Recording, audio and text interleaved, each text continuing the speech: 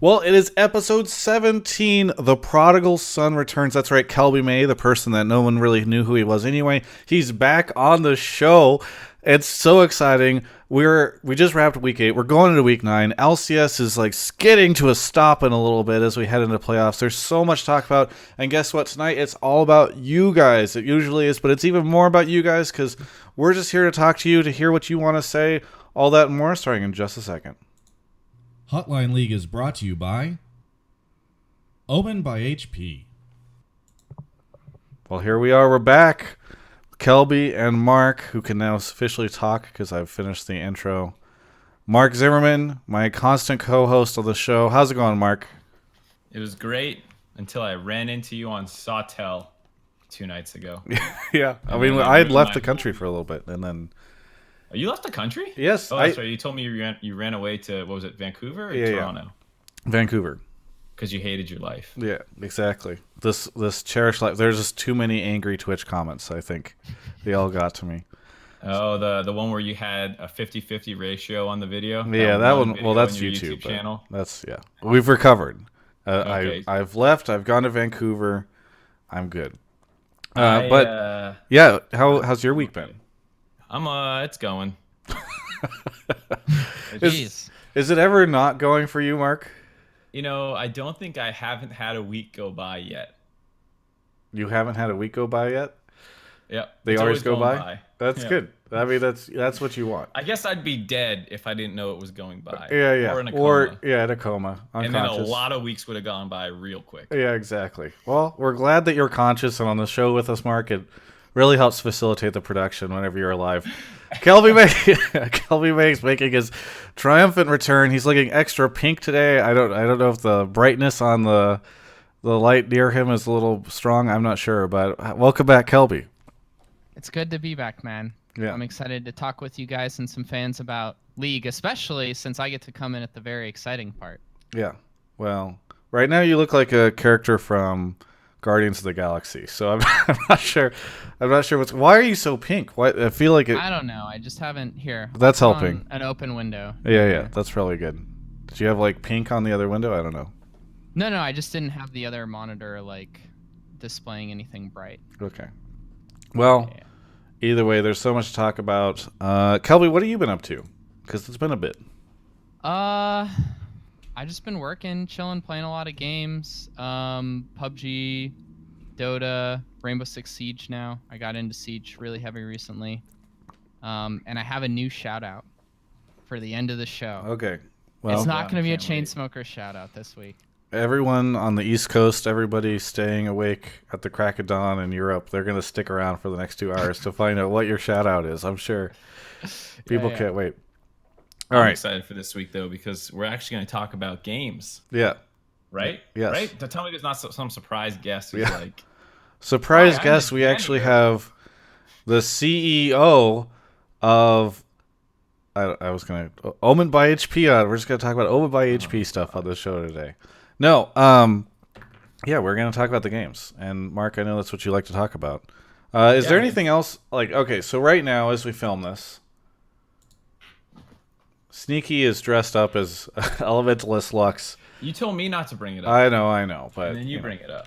people He can wanted have to it on. save it for himself. They're not watching that stream for the gameplay. They can mute it and listen to this and watch that. But I think that's it's nice. It's nice to see that in League of Legends. Would you have any thoughts, Mark? No. I've been around my fair share of Elementalist Luxus. I was going to say cross-dressing recently. Just like with the offline TV stuff, we've had a number of videos where people have wigs on and stuff recently. So Yeah. that doesn't even faze me at this point. Yeah. My only problem is it's everywhere on Twitter right now. Like there's got to be something else going on today, and all I see is fucking Sneaky. Yeah. Just now, Corey Lulu has a solution for this show and how we're gonna be able to compete. He just linked it here. I'm gonna drop it in on the screen.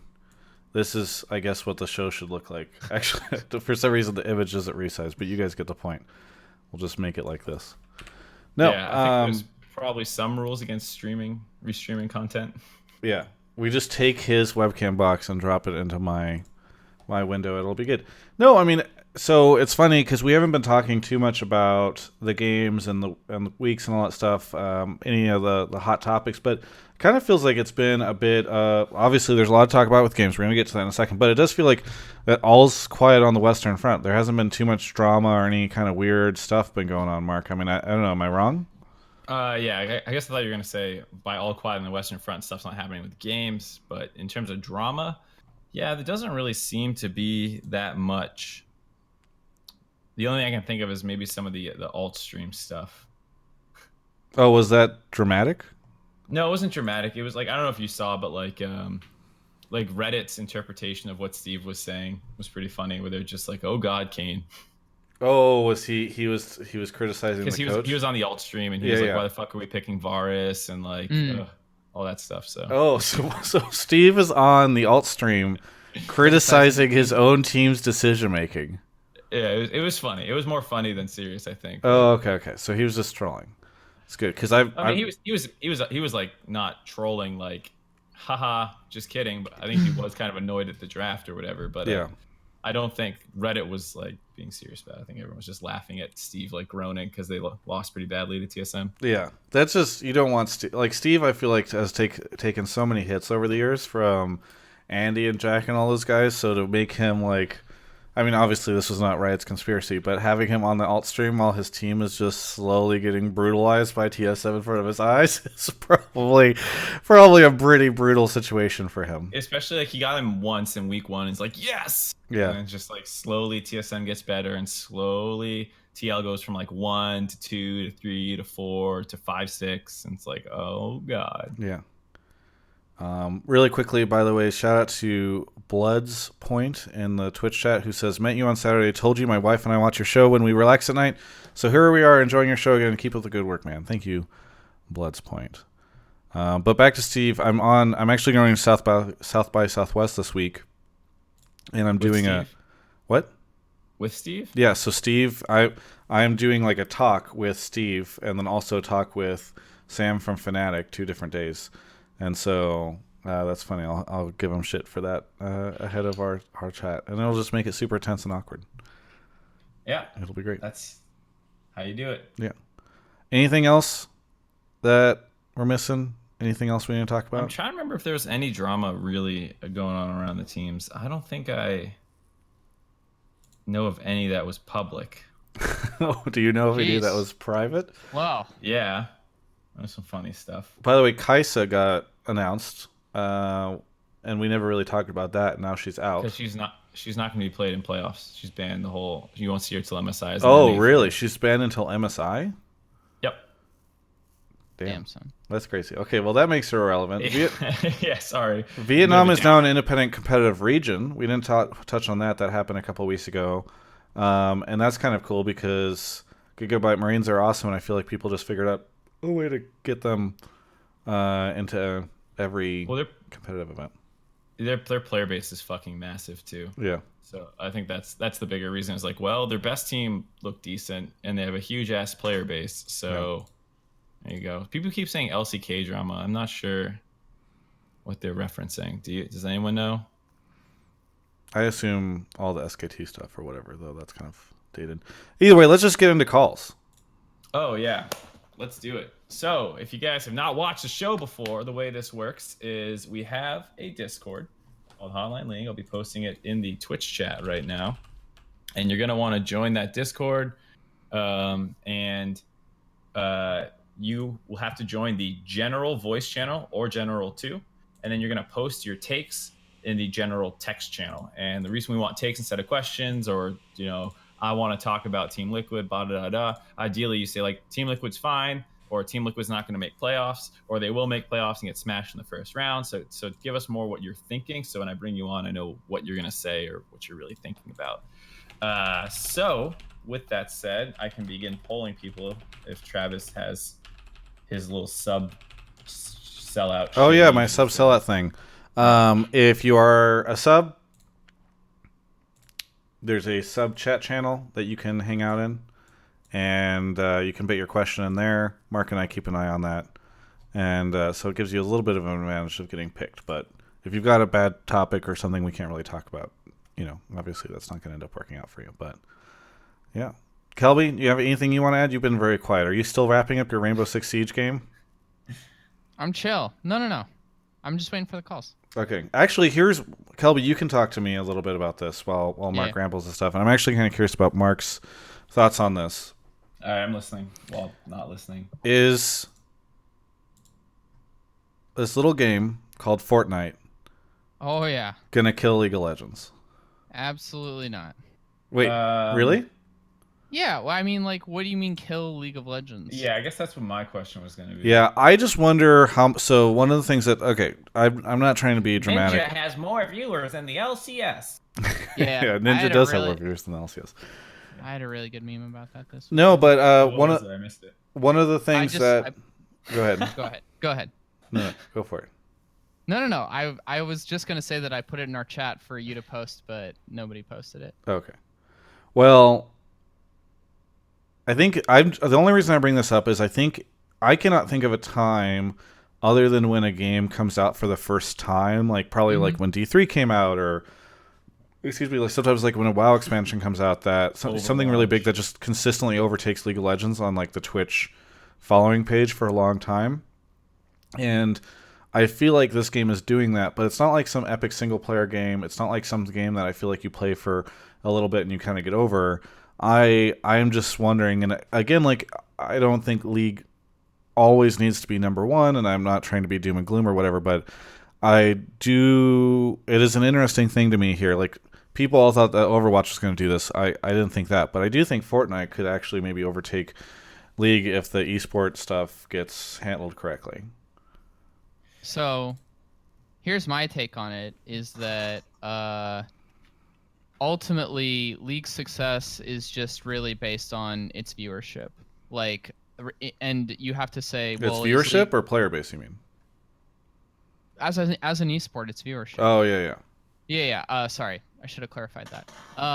But yeah, so then do you think that Fortnite is drawing away viewers from LCS? I don't really think so. I don't think that LCS's viewership is being impacted by Ninja streaming or not.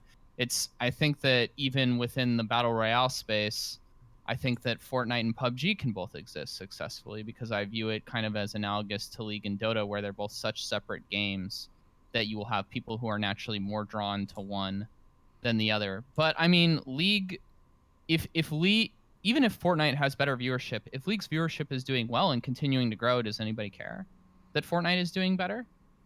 I mean, not really, unless you think that it's hampering your viewership of your title and it's taking away sponsorships from your space, I think we have yet to see Battle Royale esports done correctly yet. Like, we've seen some cool examples where it's like, oh my god, 100-man arenas, and like it looks cool, but like no one's actually like putting out a real product. Yeah. So I don't think the esports space should be worried about that in general, let alone the fact that it hasn't even like started really happening yet. Yeah. I think Battle Royales are tough to do, man. It's hard. Yeah, I don't really know how you make it. Like, they can't even get their fucking scoring systems figured out, let alone like viewership experience. Is there a chance that if people stop playing League of Legends because they're going to play Fortnite, that because they're not playing League of Legends, they're less likely to watch League of Legends esports, and thus Fortnite can drain League viewers that way? Well, so that's where I think, that's why I asked what you were concerned about, because I'm not concerned about it from an esports like versus esport perspective, but from a player base, like, sure, Fortnite is blowing up, it's doing great. I don't know how it's doing in other markets that aren't just like North America, but like League is huge in Vietnam now. It's huge in China. It's slowing down in Korea. I haven't looked at the PC bonk stuff, but it retook Overwatch, then PUBG overtook it, and I think PUBG dropped back down. Like, games become huge and die off sometimes pretty quickly. Mm-hmm. Like, PUBG is. Yeah. I don't. Let me see which one's bigger right now. But like PUBG. Fortnite's bigger than PUBG. No, I meant between League and PUBG. Like. Oh, okay. Yeah, PUBG is. I don't even fucking see it. There's 11,000 people playing it, and like 6 months ago we were like, oh my god, PUBG is gonna take over the world. Yeah. And now it's 150,000 on Fortnite versus 11K. Yeah. So Fortnite is eating PUBG's lunch, and then you got freaking H1 trying to do their own pro league as like the very, very distant third battle royale. Yeah, H1 we is are like the heroes of the ambitious. storm Yeah. of the Right, exactly. of the battle It's royale genre. It's actually the perfect analogy. Yeah, so I think, if they do free to play well, if people enjoy that, then like a lot of people's casual, I'm going to boot this up and play it game might switch, or more people might switch from League to that, and that would be a cause for concern, but not like for the entirety of League esports, maybe just North America, because like I said, I don't know how they're performing in Asian markets. Yeah, although if you don't have NALCS, what do you have, It's true. All right, you want to start grabbing folks, Mark? Mm-hmm. Yeah, I'll test them. We'll get into... Oh, wait, the first person I grabbed left, I think. What the fuck? I love it when Probably people wants do to this go to you. play Fortnite. It's always so great because I'll just be like, oh, he left. It's just great whenever Mark is constantly battling with the viewer. I'm just like, where are the people, Mark? He's like, they just leave. They just randomly leave. I don't want to ask my question anymore. Yeah. Oh, I was going to talk about Fortnite. Ninja streaming with Drake. Wait, what? No. No, Ninja's supposed to stream with Drake in the next couple days, potentially. It's been rumored. Bitch, I always stream with T-Pain. Drake's bigger. Whatever. Fury is on the show. Where are you calling from, Fury? I'm calling from South Florida. And welcome to the show. Are you... wait, did you call in before and talk about Miami? No, I honestly don't have time to go to that final, although I wish I could, but... Are you going to Ultra at least? No, I'm not. My friend who would have gone to it is up in Virginia, so... Are you Nice. going to leave your house in the next 6 months? Yeah, what? Yeah, I have a job. I'm going to be moving. Oh, okay. Do you work from home? No, I'm going to be moving. My job Okay. starts in 2 months. Oh, I'm sorry to hear that Well, you're moving, you know, unless like, you're I happy love- to move. Oh, yeah. We're all here for you, Fury. It sounds like Where you're are you going through a moving lot, to, and Fury? that's what we're calling you here right now to let you know that we're here for you. I'm moving to Denver. Okay. Okay, nice. Cool. Well, in a couple good months when name. we're doing the show and Fury calls in from Denver, I will completely forget this conversation happened. What do you want to talk about on the show today? Yeah, I think Echo Fox isn't a top 2 team, but Yeah. will have a free ride into finals. Into Damn, finals. son. Okay. Wait, why do you think this? Yeah, so if you look at the standings right now, you have Echo Fox and Cloud9 first and second, right? Mm-hmm. But the difference is that Echo Fox has the head-to-head versus Cloud9. Mm-hmm. So even if they both 2-0, Echo Fox will get first place. And then you have to look at playoff seeding, which is that the first place team will play against the third place team and the sixth place team. Mm-hmm. So I think it's very likely that Echo Fox can 2-0 the week. Do they not reseed people? I think they do dynamic reseeding. Yeah, they now. do dynamic I reseeding think now. they do. But either way, his point is that they'll bump into someone in semis that they can beat, right? Yeah. Like for Clutch, for example, I think they have a very good matchup versus them. So I think that with Echo Fox securing the first seed, Mm-hmm. all they have to do is just, focus on FlyQuest and 100 Thieves. Like Echo Fox should be able to take that 2-0, and not have to worry. So Damn. Man, their bot lane's really underrated, though. The Echo Fox Yeah. bot lane? No, I was trolling because that caller called in, remember? And was like, man, they're underrated. Yeah, I thought you yeah. were talking about 100 Thieves. Yeah, Echo Fox Yeah. Spotline's trash. Yeah. It was a joke to call back to that. Yeah. Wait, sorry, can I I, had go forgotten back to about one that. thing real quick? So who you think they're gonna face who in the semifinals? 100T 100 tier clutch is what he was saying, right? Yeah, if or they, Clutch? Oh god. yeah, I think they're good versus both of Man, them. what Well, a it's great- hard because the dynamic reseeding, I think, makes it so that they could potentially play against almost anyone. Yeah, but Well, I think Clutch is all but assured to get third place as long as they 1-1 or 2-0, because Clutch has the head-to-head against TSM.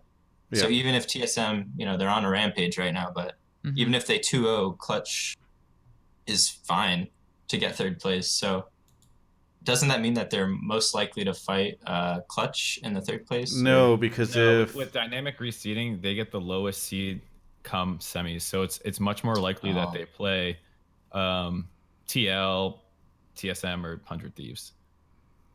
Yeah, well, I think I mean, that That'd only still helps be his very case, though, unfortunate. is that in a world where they... Well, he Well- thought they were gonna play clutch, Yeah. and have then I mean, free road Clutch Tony would finals. dick solo in a oh five yeah, series. that would be absolutely brutal. And then versus TL, I feel like I mean, Echo Fox's Clutch team just fighting. beat Echo Fox this weekend.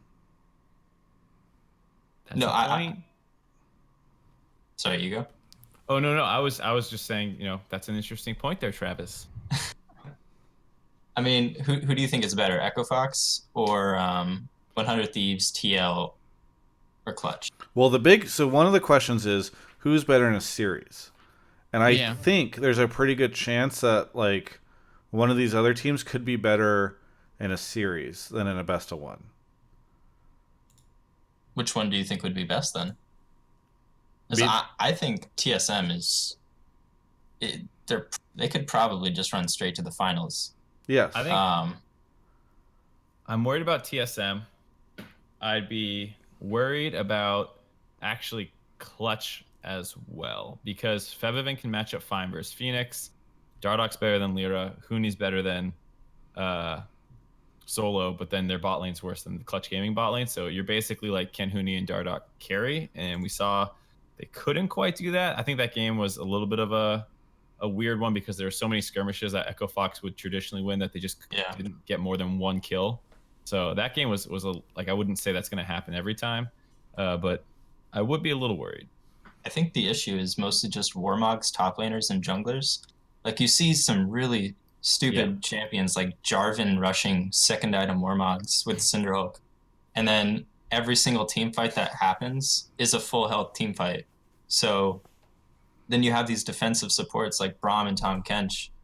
And it just makes it so that it's really hard to actually pull a meaningful team fight win. So you have these low kill fights going on and games just get pushed to late game. But I think if you were to just say against Febiven, if you just ban 3 mid laners against him, I know it's not meta, but if you just ban 3 mid laners against Febiven, what can that team do otherwise? Pick Psy on top, and then Hooney That's can't. true. I guess he'll play Draven. I don't know. But I mean, Hooney has showed that he can't just play carries. He can play tanks at his I'm saying time. that's not good in a playoff if like your tank versus my tank. I mean, he'll play Trundle, he'll True. play like something else, but I still like. I'd be worried if you're giving up Sion to ban out 3 mid laners, and Febi's good, dude. Like, he's borderline like MVP discussion right now. Yeah, he's one of the best mids for sure right now. Yeah, so I don't know. Also, that we didn't even talk about 100 Thieves very much. Like Cody and Afro and Meteos shit on bot lanes all the time. Ryu kind of sucks. I know of a really good AD carry on a different team that shits on bot lanes all the time. Oh yeah, what place are they? All I'm saying is, in a series, I think Team Liquid could take Fox. But I know I'm like nervous to say that because the whole Twitch chat's just going to open up with like, oh my gosh, he's so biased or whatever. But I actually think it could happen.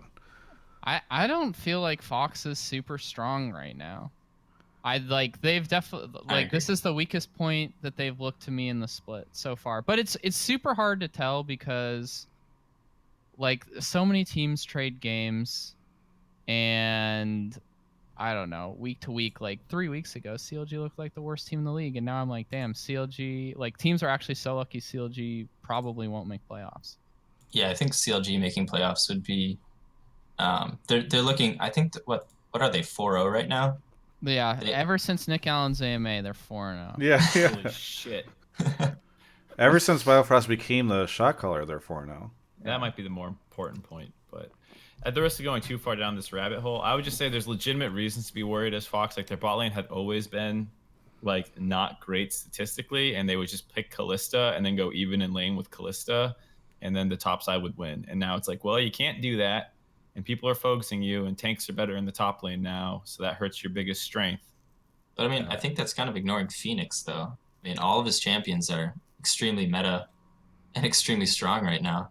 Yeah, but the mid laners that he's going up against are really good too. So like, I'm not saying Phoenix isn't good. I think he goes toe to toe with Jensen and Febiven and Bjergsen and Pobelter. But like, you can't. I don't think you can count on Phoenix like to carry those series. He'll be good. He'll have his good moments. He'll have some bad moments. But I don't think he's like. I don't think he'll be the difference maker in any of those best of fives. That's true. I really liked what CLG conflicted against Fox this weekend, where I felt like watching that game, Hooney did his normal Hooney thing, and he felt like he was flying. But what CLG was actually doing was letting him fall with style, where they were just taking everything else and Hooney wasn't there, and then like all of a sudden like it's just too far gone. Like they just ignored him and they took all the fights 4v5, and like then they just won the game. And I was like, wow, you have this guy who's super fed and he has like no game impact actually, because they were just playing the map better. But I mean, that does also give Echo Fox a legitimate game to study and look over and learn from. I mean, now it's that I've given them and... all that information, but Yeah, Kelby. Someone What are hire you this doing? guy. I mean, it's one thing to look over that, and it's another thing to be like, "Hey, bot lane, get better." So we don't have to have Dardoch go down there and protect your turret or whatever. But I mean, if you pick a support like Tom Kench or Braum, you can just focus on going even, maybe falling a little bit behind in bot lane, but then having a really good teamfight presence support.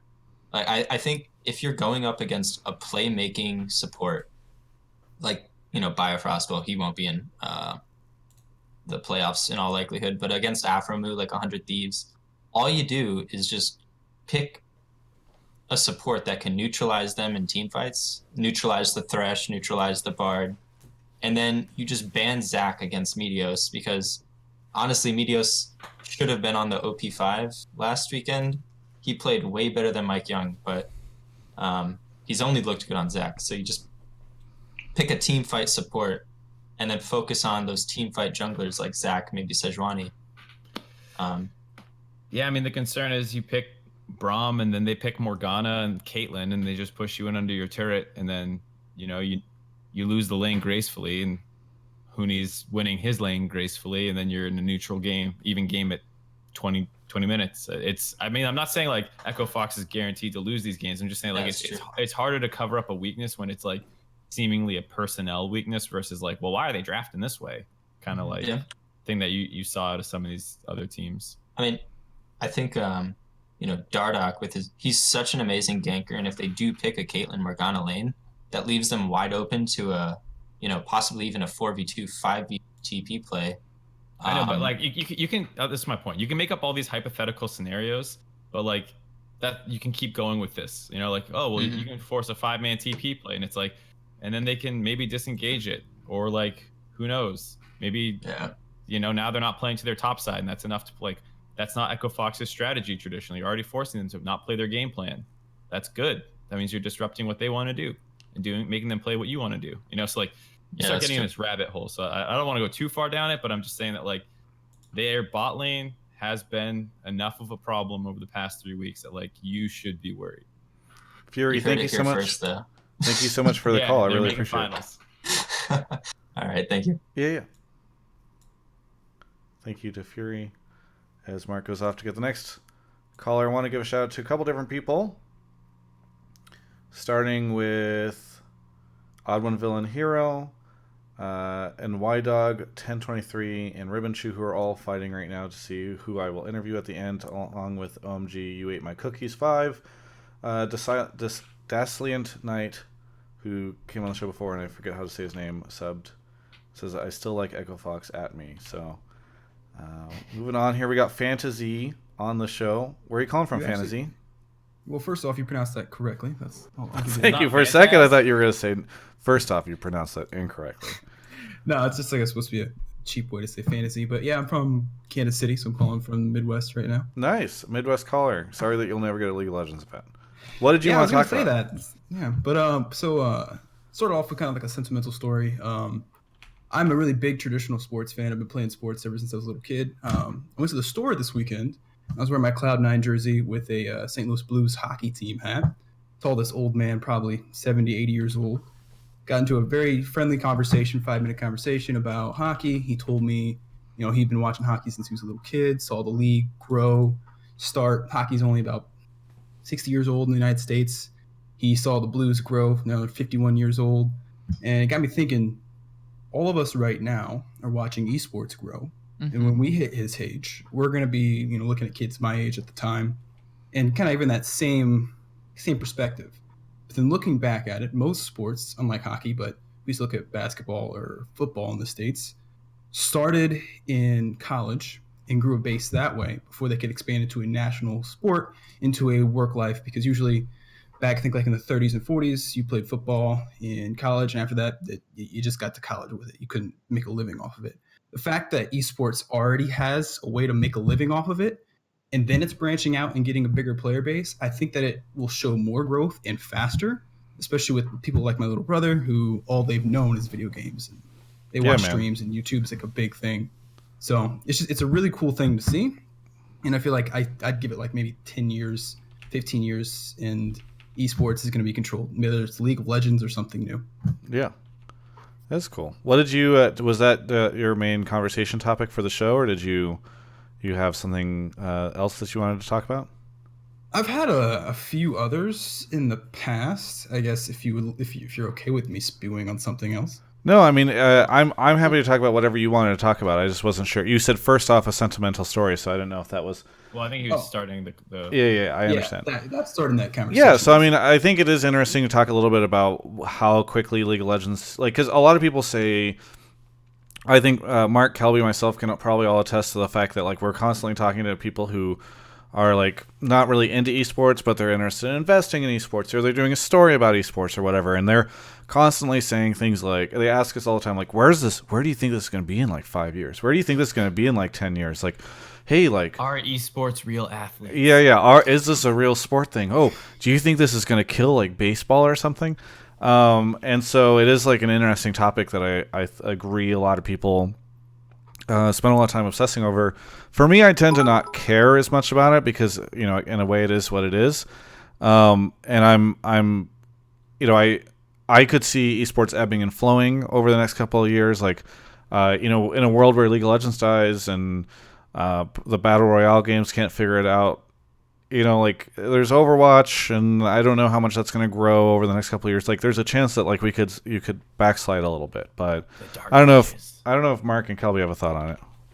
I think that I have a million thoughts. Mark, go ahead.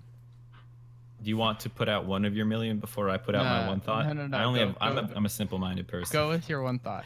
I think video games as a whole, like the general idea is, you wait till all the people who like that other thing die off, and then the other thing becomes the new norm. You know, it's just how changes happen a lot of the time. And so, yeah, this whole generation that's growing up with video games will like watch esports a lot more and all that. But I do think the idea of there being like a single esport is probably like, I don't know if we'll ever get a world where it's like, this is just the esport that people watch the most of. Like, CSGO is probably the closest thing we've had to that, where it's like, that's just that's esports. Like, League is the biggest one right now, but it could easily trend downwards. And I do think that's a little bit weirder when you compare it to some of the other traditional sports. It's like, just based off how communities work, and like especially communities in the real world, like you have to play a game that you all understand, and like a new game can come out in the online world and everyone can download it and play it, especially if it's free to play, and it can spread very rapidly, and then online communities allow people to come together. Traditional sports have a weirdly strange like advantage in the sense that like they can't change rapidly, so they actually are more stable in that sense, where like you're not going to invent, it's like slam ball, let's go all play slam ball, and it's like, all right, let's install a bunch of fucking trampolines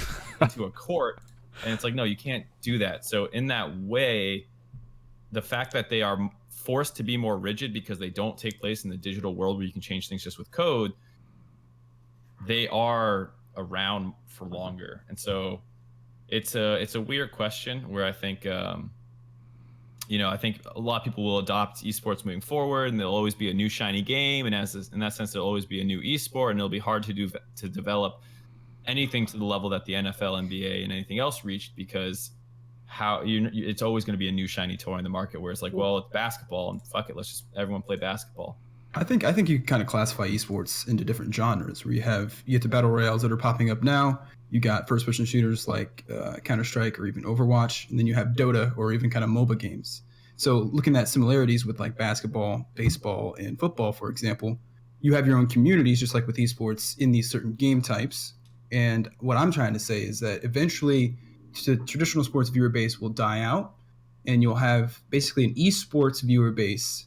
Whether that be, you have your jock CS:GO guys, where you have like the baseball player MOBAs where it goes a little bit slower, or you have so on and so forth. Basically, different people's play types, competitive styles take with different games. Just like with traditional sports, somebody's a little bit more collected might play soccer or baseball, whereas more agility based would be basketball or football, and so on and so forth.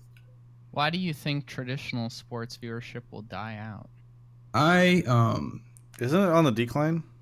it is. It's on a very big decline if you look at the actual the viewership. And Yep. I've actually worked a little bit with viewership for some sports, but besides that fact, I grew up in a household where I played sports since I was 4 years old, all the way through high school, and I loved it. But I also refereed and have coached some small teams, and there's this level of forced aggression onto sports that my father and some other people that I've seen have, and kids don't take to that very well, and neither did I.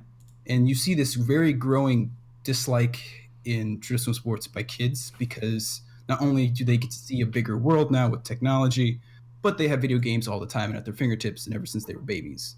So it's just an easier way for them to fall back, just like probably sports were for older generations, a way to fall back away from the recession and all that stuff.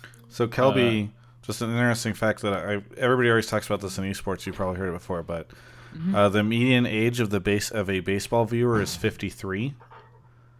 And for for football it's 47, and for the NBA it's 37. So obviously, in a lot of cases that might mean that it stretches like, a lot of people of all ages watch NBA, but once you start to get to like a 53-year-old baseball viewer being like the median age, it's kind of crazy. So one other interesting note, just before we segue off the declining viewership of traditional sports, is also just due to the declining viewership of all TV.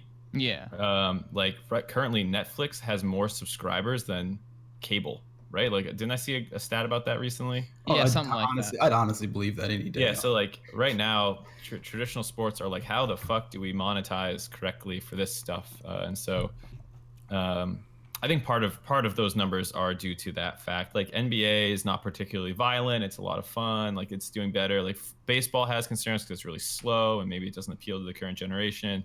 And football has the health injury with like everyone getting concussions. So those are some other variables to consider. I would just say that I think esports is on the rise. It'll rise, and like Travis said, I think it will go through some waves and periods. But I do have a concern of ever reaching anything quite like the NFL reached in its peak, just because Overwatch is the new hotness, but that's gonna last a little while, and then this other thing will come, and then this other thing will come, and like those markets will all be like the shooter market or the RPG market or the whatever mobile game market, but there'll be new things coming out. Like there's now the Valor thing instead of Vainglory or whatever it is. Sorry, you go, Kelby. Oh yeah, no, I was just to riff off of directly what you were saying. I agree, and Travis and I have actually had this conversation before. I can remember where we had it as well, where I think that one of the things, and I'm a huge proponent and believer in the long-term mainstream prevalence of esports, but I think that one of the big things that will need to be overcome, or that people will have to deal with and could be a hurdle, is the fact that like if I am a football fan, if I'm a baseball fan, if I'm a basketball fan, I used to follow traditional sports a ton all the way up through high school, super engrossed, and then esports was the replacement for me. I can go back and I can watch a basketball game, I can watch a football game, I can watch whatever, and I haven't lost any knowledge. It's really easy for me to still follow the game and completely get everything that's going on to the level that I understood it before. I also managed and lived with a professional League of Legends team and watched a ton of scrims, and at a certain point had a really, really deep competitive understanding of the game. And I go back and I watch League of Legends now, and it is such a drastically different experience. It's not just names that have changed. It's like watching the game is entirely different. With traditional sports, you do not have to be an actively engaged player in order to still get what I would call like an 80% plus, viewership satisfaction experience. With esports, I personally feel, at least from my standpoint, and somebody who's more interested in like, the pretty robust competitive nature, like you need to be an active player of the game in order to experience it to the same degree that you would a traditional sports broadcast with the level of knowledge that you have. And as you know, life goes on and people go to school and they get jobs and stuff, you have less time to play games or you whittle it down. So you can be a traditional sports fan and follow every single traditional sport and be really actively engaged in all of them. You can't do that with esports. Like even the most dedicated esports professionals, Travis and Thorne and anybody will tell you, is that it's really hard to be an esports fan and have a really deep understanding of multiple different titles. I make a serious effort, and I am really dog shit at most titles compared to, like the experts in that scene. Whereas, with like traditional sports, you can just pick up and talk with anybody, even if you haven't watched the game for a couple of years. Sorry, that was really long-winded, but I think that's one of the things that esports will have to figure out along with what Mark was talking about. And then the other thing is that I just don't think that traditional sports will go away. I think that baseball and football, for the reasons that Mark mentioned, have issues that will need to be addressed, and I don't know what happens to football because nobody wants their kid playing that sport anymore. But ultimately, is it still entertaining to watch? Yes. I think that a lot of the viewership decline is the same thing that we've seen and why esports is so appealing to so many people, because the way that media is consumed is drastically changing, not just in the US, but across the world. Television is the fucking worst. Like I go home to my parents for the holidays and like they have cable on. And does anybody ever fucking watch cable anymore? It is so Is it bad. all psoriasis ads? I feel like it's all ads targeted to old people with skin. Yes. You're watching like 40% commercials. It's so bad for like ingesting programming that way. It's such a terrible viewer experience. And ultimately, I think that so many people have transitioned to watching things online and being able to pay for content in different ways and consume it in ways because it's such a better format, man.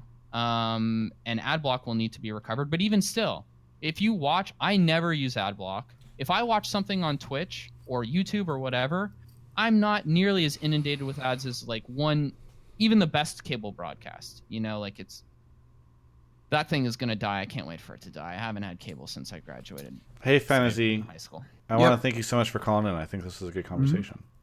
No problem. Thank you. Yeah. He didn't get a chance. You were Wait, Mark, come back. What? Oh, sorry. Hang on. I need to do an ad. Wait. An ad? Yeah. Speaking of, it's a great conversation. Fantasy, thank you so much. And Kelby, you're right. There is way too many ads in traditional television. But now it's time to take a break to talk about our sponsor, Omen by HP. They, by the way, make this show possible. Really appreciate them coming in and supporting the show. If you guys are not familiar with Omen by HP, as Mark holds up a keyboard, they came into the space a couple years ago and really saw the value, I think, in competitive gaming and the audience and really supporting shows like this. Everything from a grassroots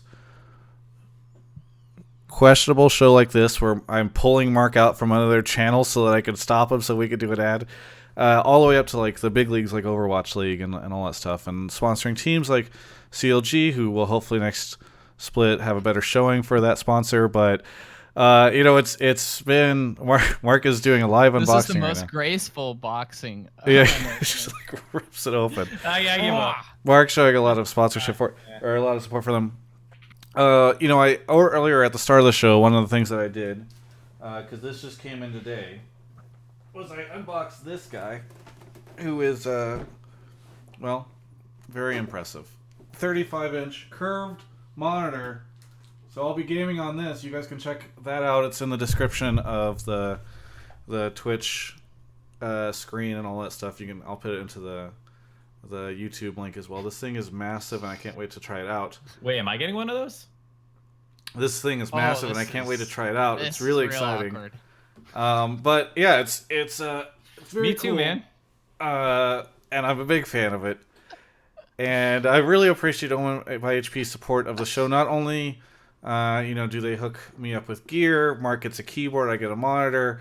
Do you want to trade? But Is there like a white elephant we can do? But Mark and I also get paid to do this show now because they support it. So it's not just the gear and all that stuff, but they help us spend time doing this. Mark's a very busy man. You know, he's got like offline stuff. I've been playing a lot of Monster Hunter recently. That would probably be pretty cool for He's it. been playing Monster Hunter. I asked him for lunch this morning. He said, "No, I got to go get lunch with the Oh, I'm girlfriend." probably gonna cancel lunch for tomorrow. Too. What? Unless we do it like like noon. This is Unless why you bring a monitor. This is why you don't have a monitor. Yeah, exactly. Either way, thank you so much to Owen by HP. By the way, if you want to help me out, if you want to help Mark out, go and hit him up on Twitter. Follow them at Omen by HP. Tweet them. Tell them you appreciate their support of the show. And I that really helps us out. So thank you guys so much. I'll put their Twitter in the description on YouTube and I'll type it out right now into Twitch chat. But again, thank you to Omen by HP for their support.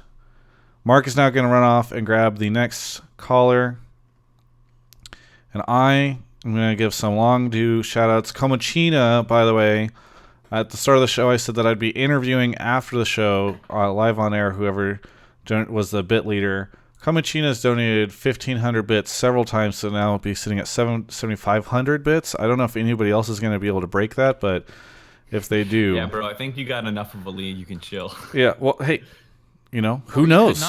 It's always good to secure. This is eSports and chill. Yeah. You can...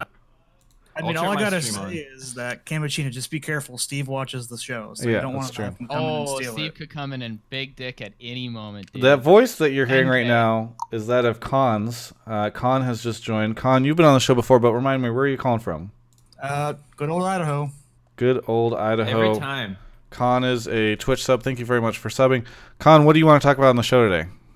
Well, I just want to talk about how best of ones and even somewhat of like the massive patch change right before the playoffs kind of make me wonder. Like, I have zero idea who the top teams are. Yeah. Because we're in a whole different environment. You have like even like Doublelift and some of the players now coming out and saying like, we've been trying a whole bunch of stuff in scrims and that we spent a lot of this LCS season just kind of trying different things. We weren't really try-harding that much. And I mean, even if you look at it right now, like, I'm not a CLG fan, but I feel like they're, if you took this today, they could be considered the best team in NA, just given the patch and their nature. And I feel like the way best of ones and how draft-centered they are and how kind of random they are, and also the fact that 8.5 just, 8.4 and 8.5 changed the whole entire, like, dynamic of how the meta is. I have no idea who the number one teams are in this. It's Cloud9. So 100 Thieves has the best. Didn't second half Cloud9 go record, I 0-2 believe. this weekend? Or they? I don't know. Whenever I talk to They're all on the one, players, I've asked several players this question across interviews, and all of them, sometimes not even in response to this question, will just say they think Cloud9 is the best. And that's why I think that might be the case. So this is a tangential issue to what Khan is talking about. It's not really about best ones, but I've heard people say it a bunch of times, and he vaguely referenced it about like how teams aren't super try-hard in the regular season. And that's fine. The teams who need to try hard are try-harding. Like TSM is try-hard. Like they were not slacking off the first 6 weeks. That's not why they sucked balls. They sucked balls because they had 2 new, like 60% roster upheaval, and a lot of the regular season is giving time for teams like TSM to figure it out. So I don't people are always like, man, the regular season didn't matter. It's like the wins necessarily might not matter all the time, but like that time that they're competing in a very legitimate setting matters a lot. So yeah, that was really not what Khan's point was at all, but I just wanted to get that off my chest. Good job derailing the show, Mark. My bad. I can't remember what I still think Cloud9 is the best. No, he's saying Khan was saying he doesn't. Best of ones have like fucked with. Yeah. But also, Khan, I'm sorry. Did you also want to have a discussion about who the best team is? Because I thought that was the main point. I mean, I just have we can discuss. I mean, I was saying like right now, if we talked about the NALCS as a whole, given the best of one and how the patch changes, like I don't think you can really clarify what team is really the best. I mean, if you, like I said, you look at CLG, it's hard not to say they're not the best team. Given their performance in 8.4 and 8.5. Do you think CLG is the best team? They're in the running. I mean, arguably, how You could can argue you they're say the they're hottest. not? They're on a they've had really strong wins too. they're on like a 4 or 5 game win streak, and they've beaten they've beaten like a bunch of playoff teams. They've beaten Yeah. C9, Echo Fox, TL. TL. Yeah. They uh, play TSM next week. yeah. So they've beaten a lot of good teams while doing that. Mark, but do you think CLG is the best team? No, fuck no. Okay. I mean, think I'm not it's- saying I think they are. I just think there's a legitimate discussion, especially given how right. Yeah. 8 like out of curiosity, Mark, you're more analyst. I know Kelby's a little bit outskirts. What do you guys feel about like Riot severely changing a meta like mid-season? Because I feel like 8.4 and 8.5 completely like made how teams were playing or gearing towards at the start of the split irrelevant in some ways. I can agree more with that element where I don't necessarily like big changes at the start of the season. If big changes are going to happen, I like where they did them. Like week 5, week 6, so like teams have had enough time to figure out how they want to play a little bit, like so that they're not completely like cold turkey. And then you're given a couple weeks towards the end of the season to figure it out, and then you're playing on it for playoffs. So like I'd rather hear than like a playoff patch where it's like in the past they would fucking hit you with like Feral Flare. Here you go. Like heal now removes healing debuff, so it's the counter to itself. You're like, what the fuck did you just do to this game? And they kind of did that again, but at least it's in the middle of the season. I don't mind when they do it sometimes when the meta sucks, and it felt like for a while the meta sucked, and so some of this might have been in response to that. And then teams just got better, and then a lot of the meta problems kind of went away. So I still think the meta problems are there. If you looked at a lot of games this weekend, they were going in the 40 to 50 minute range. Well, I think that might be a little bit more going back to the point like teams don't know what they're doing either. Like before, there was a pretty clear way to blow the game open really early, like top lane counter pick and winning top side matchups, and then or you're playing GP and he eventually hits 25 minutes and he's better than the top lane counter pick matchup. And so like the good teams could end games quickly, and now it's more through bot lane, and some teams are not readjust. I don't know. Maybe it's slower too, but you would think with the changes to Baron and Elder Dragon, it's like I don't know. What I find really exciting in the meta is watching a team walk with 5 champions and a Baron buff and a fucking cannon minion, and then having the audience count off shots on an inhibitor. I like that. Are you being sarcastic? Yes, I'm being it doesn't sound sarcastic. It's like fucking people cheering for ward kills. That's boring ass shit, dude.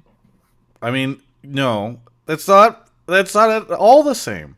Ward kills are like there's no kills, and so there's just like a random ward in a jungle that gets killed. That's not hype. This is like a team sieging a base. Like there's then there's all this tension. Is somebody getting guy? Team fights could break out any moment. Because but they don't. What happens is you just watch this cannon minion fucking siege, and people sit there and they exchange, and then there's no actual fight that happens. Nobody dies, and like you just lose an inhib and walk away and transit. I would not like it if it was happening a year from now, but for right now, I think it's fun.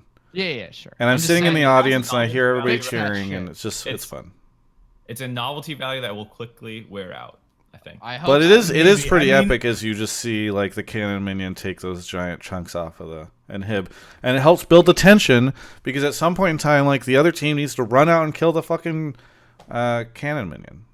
I understand what was there, and I'll be honest, you're seeing in a way that I'm actually not happy because I think NA teams are being stupid, but they're not building banner as much anymore.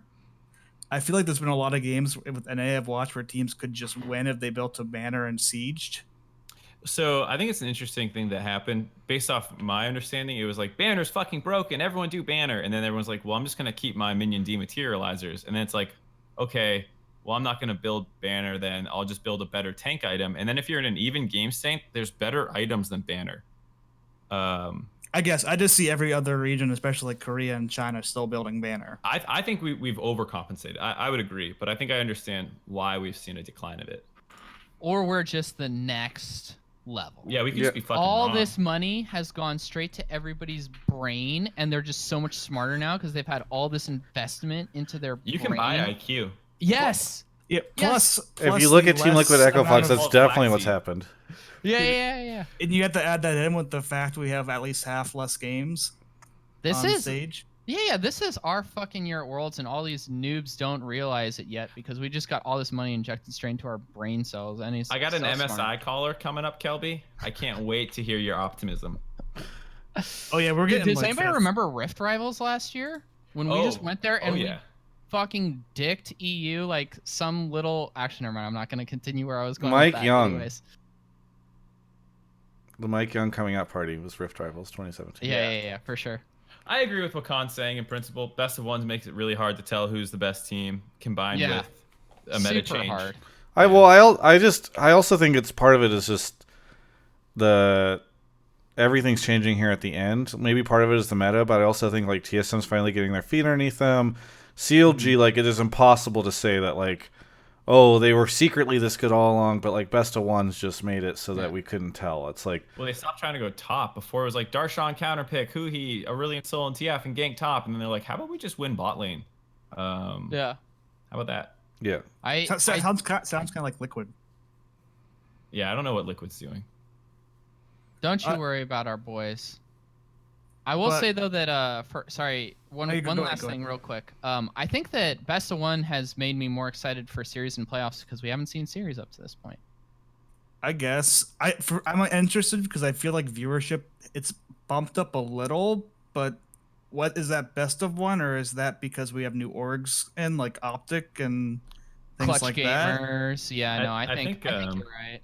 I don't think viewership bumps up so much from it as much as it avoids dropping when you get a shitty matchup. Whereas like sometimes it was like the alt stream or the second stream and it was like literally 15K people watching. Yeah. Less. Or less, yeah. Significantly less. Yeah. And that is bad. That's really bad. So like it's not so much like, man, we're back up at 200K like we were during the prime time of LCS as much as like, well, you're not at 10K.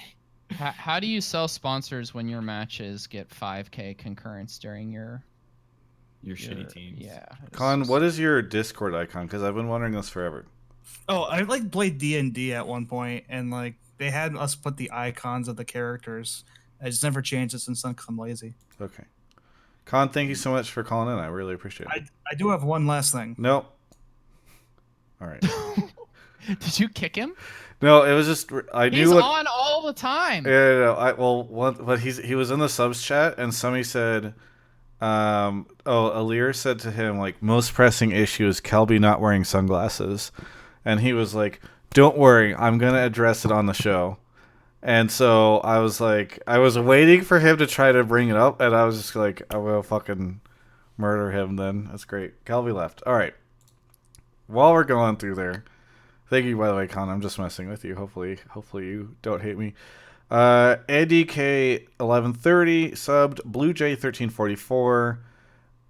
Skyfall 3665. Nidlint.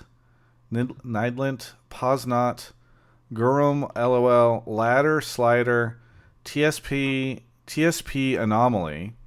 Real Foxy 1 donated $10 and said it's for the Send Kelby to Miami fund. And then Explosive subbed. J Miss Senpai has resubbed, and BioTrace donated $5. Said this money is to help pay Kelby. # pay Kelby before Mark. So that's where we're at. That's Blue fair. Jay. I have a keyboard. What? No, you guys need to pay Mark. Blue Jay, are you Blue Jay 1344? Yes, I am. Well, thank you for the sub that I literally just read out while you were joining the show. Didn't notice. Yeah, no. Well, I'm sure you were talking to Mark. Either way, the point is, where are you calling from? Kitchener, Ontario. Kitchener, Canada. Ontario. Oh, we got a Canadian. Mm-hmm. What did you want to talk about? I honestly just want to talk about if NA fans should be worried about who will rep us at MSI. Oh, this is the MSI mean caller worried? that Mark was mentioning. Yeah, because honestly, like I look at the top teams and I can't really feel good about any of them, to be honest. I guess Echo Fox has been kind of slipping lately. Cloud9 doesn't look as clean as they did mid-season. Well, I guess at the start of season 2. Neither of them look very clean. And then after that, it's like, well, wait. We're not going to have Clutch Gaming rep us at MSI, right? Like, Solo doesn't even know how to play the game. So, Just kidding. Can I say why you don't need to be worried? Okay, yeah, sure. So this is what's going to happen, all right? If you'll recall, a couple years ago, one Destined team from North America went to MSI and they got second place, okay? All we need to have happen is for TSM to lose and for CLG to get in, winning their tiebreaker, make a playoff run because you have faith in the system. You trust Tony. You don't want to fire him like an idiot. Like That was all the these funniest kids shit. on their subreddit. You have belief. You know that you can't lose once Nick Allen does an AMA on your sub, and you roll straight God, I through the love that bracket. answer. You go to MSI. You big dick on EU because all their talent comes to NA anyway. And the greatest thing about it, we won't even have any of those EU scrubs repping our teams. We'll do it with pure NA talent plus, Man, we could do it with one champion. Catalogic Gaming Brilliant in the soul. Twitch chat right now is saying the Prophet and spamming CLG votes. So they're not sponsoring this show, just So in case Kelby, anybody. No in bias. case your Hashtag no bias. in case your CLG fanfic doesn't work out, like, are you concerned about any other teams? Oh, we'll get destroyed if it's not CLG. For sure. No faith in TSM. I have faith in Cloud9. No, I don't know if I have I'm faith in just- TSM. Yeah.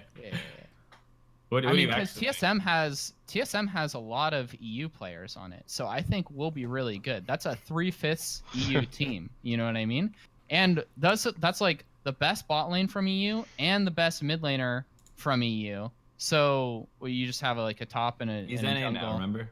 Yeah. He's NA, but All right, I think that TSM is going to beat C9 in the finals, which is unfortunate because I think if C9 went to MSI, we would do much better. So then why are they because going to of, beat him in the finals? Because that's always how this shit goes. Yeah. TSM wins domestically, and then, who was it? Somebody I know, I think it's Taylor, always tweets CLG would have won this event every time TSM goes to an international event and then flops out. It's like a reminder that CLG would have won this.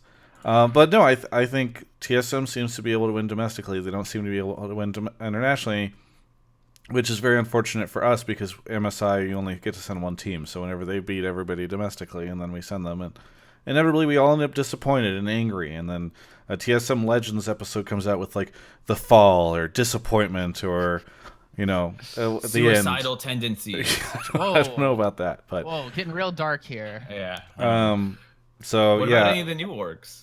Clutch and 100 Thieves. I mean, that's the funny thing. I actually do. I love the idea of us sending Clutch to MSI because, all the NA fans, their brains would just explode. They'd be like, "We didn't even know this was a team in the NALCS, and now they're representing us internationally. What the hell is going on?" I just think that would be very funny. Is Team Snickers? Oh yeah, they're eliminated from playoff. Yeah, contention. Snickers is Never out. mind. Fuck.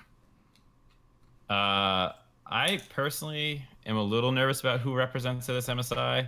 I think best bets are once again probably still TSM and C9. Just because I'm concerned about Echo Fox's stability based off what we've seen the last couple weeks. C9 hasn't looked much better. I'm really concerned about Licorice's team fighting. I don't think it looks very good, especially if he's playing tanks or something. TSM looks all right, and then if it's not going to be TSM to represent us, even though they might still lose, I would probably take one of the new teams. I'd rather see Clutcher. There's zero mention of TL in here. You guys Travis, you especially should be fucking disgusted with yourself. OPTSM fan, by the way, says Kelby would love it if Clutch brought their social media guy, who I met in person.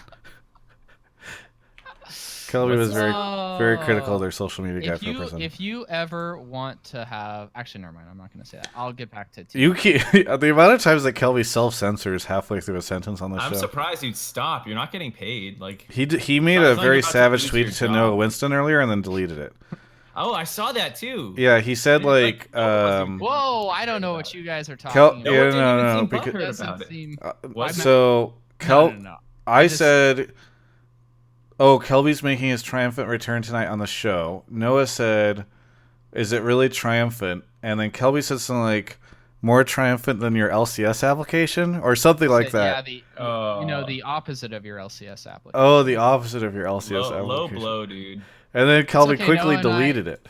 I messaged Noah on the side. I just had to let him know that I have that Twitter reply game, but I didn't want to flame him like that. Yeah. I mean, it's not even creative. Fuck you, Mark. I'm just saying, like, I thought it was good. It's a trump card you can play whenever, you know? Yeah. I mean, he wants to fire shots at me, you know. Come on. Back to MSI. Does any of this matter because the entire thing's going to be taking place at the EULCS studio? I want to know what you have to say about Team Liquid, Travis. What are TL you were shots? about to go there. Oh, was I? No, Kelby was trying to get me to go there. I think Team Liquid's a boring topic for this. Like, I do not think that they're going to make it to the event. They seem to have an identity crisis. And tweet at Peter right now. No. Wait. Please don't. Because I actually have. No. We're going to tweet something else at Peter later on tonight. Trust me. Just hold off. I've been hanging. Okay. It's actually hilarious you brought that up because I have a whole thing. But oh, Dev, I didn't know. No. You'll see when it gets there.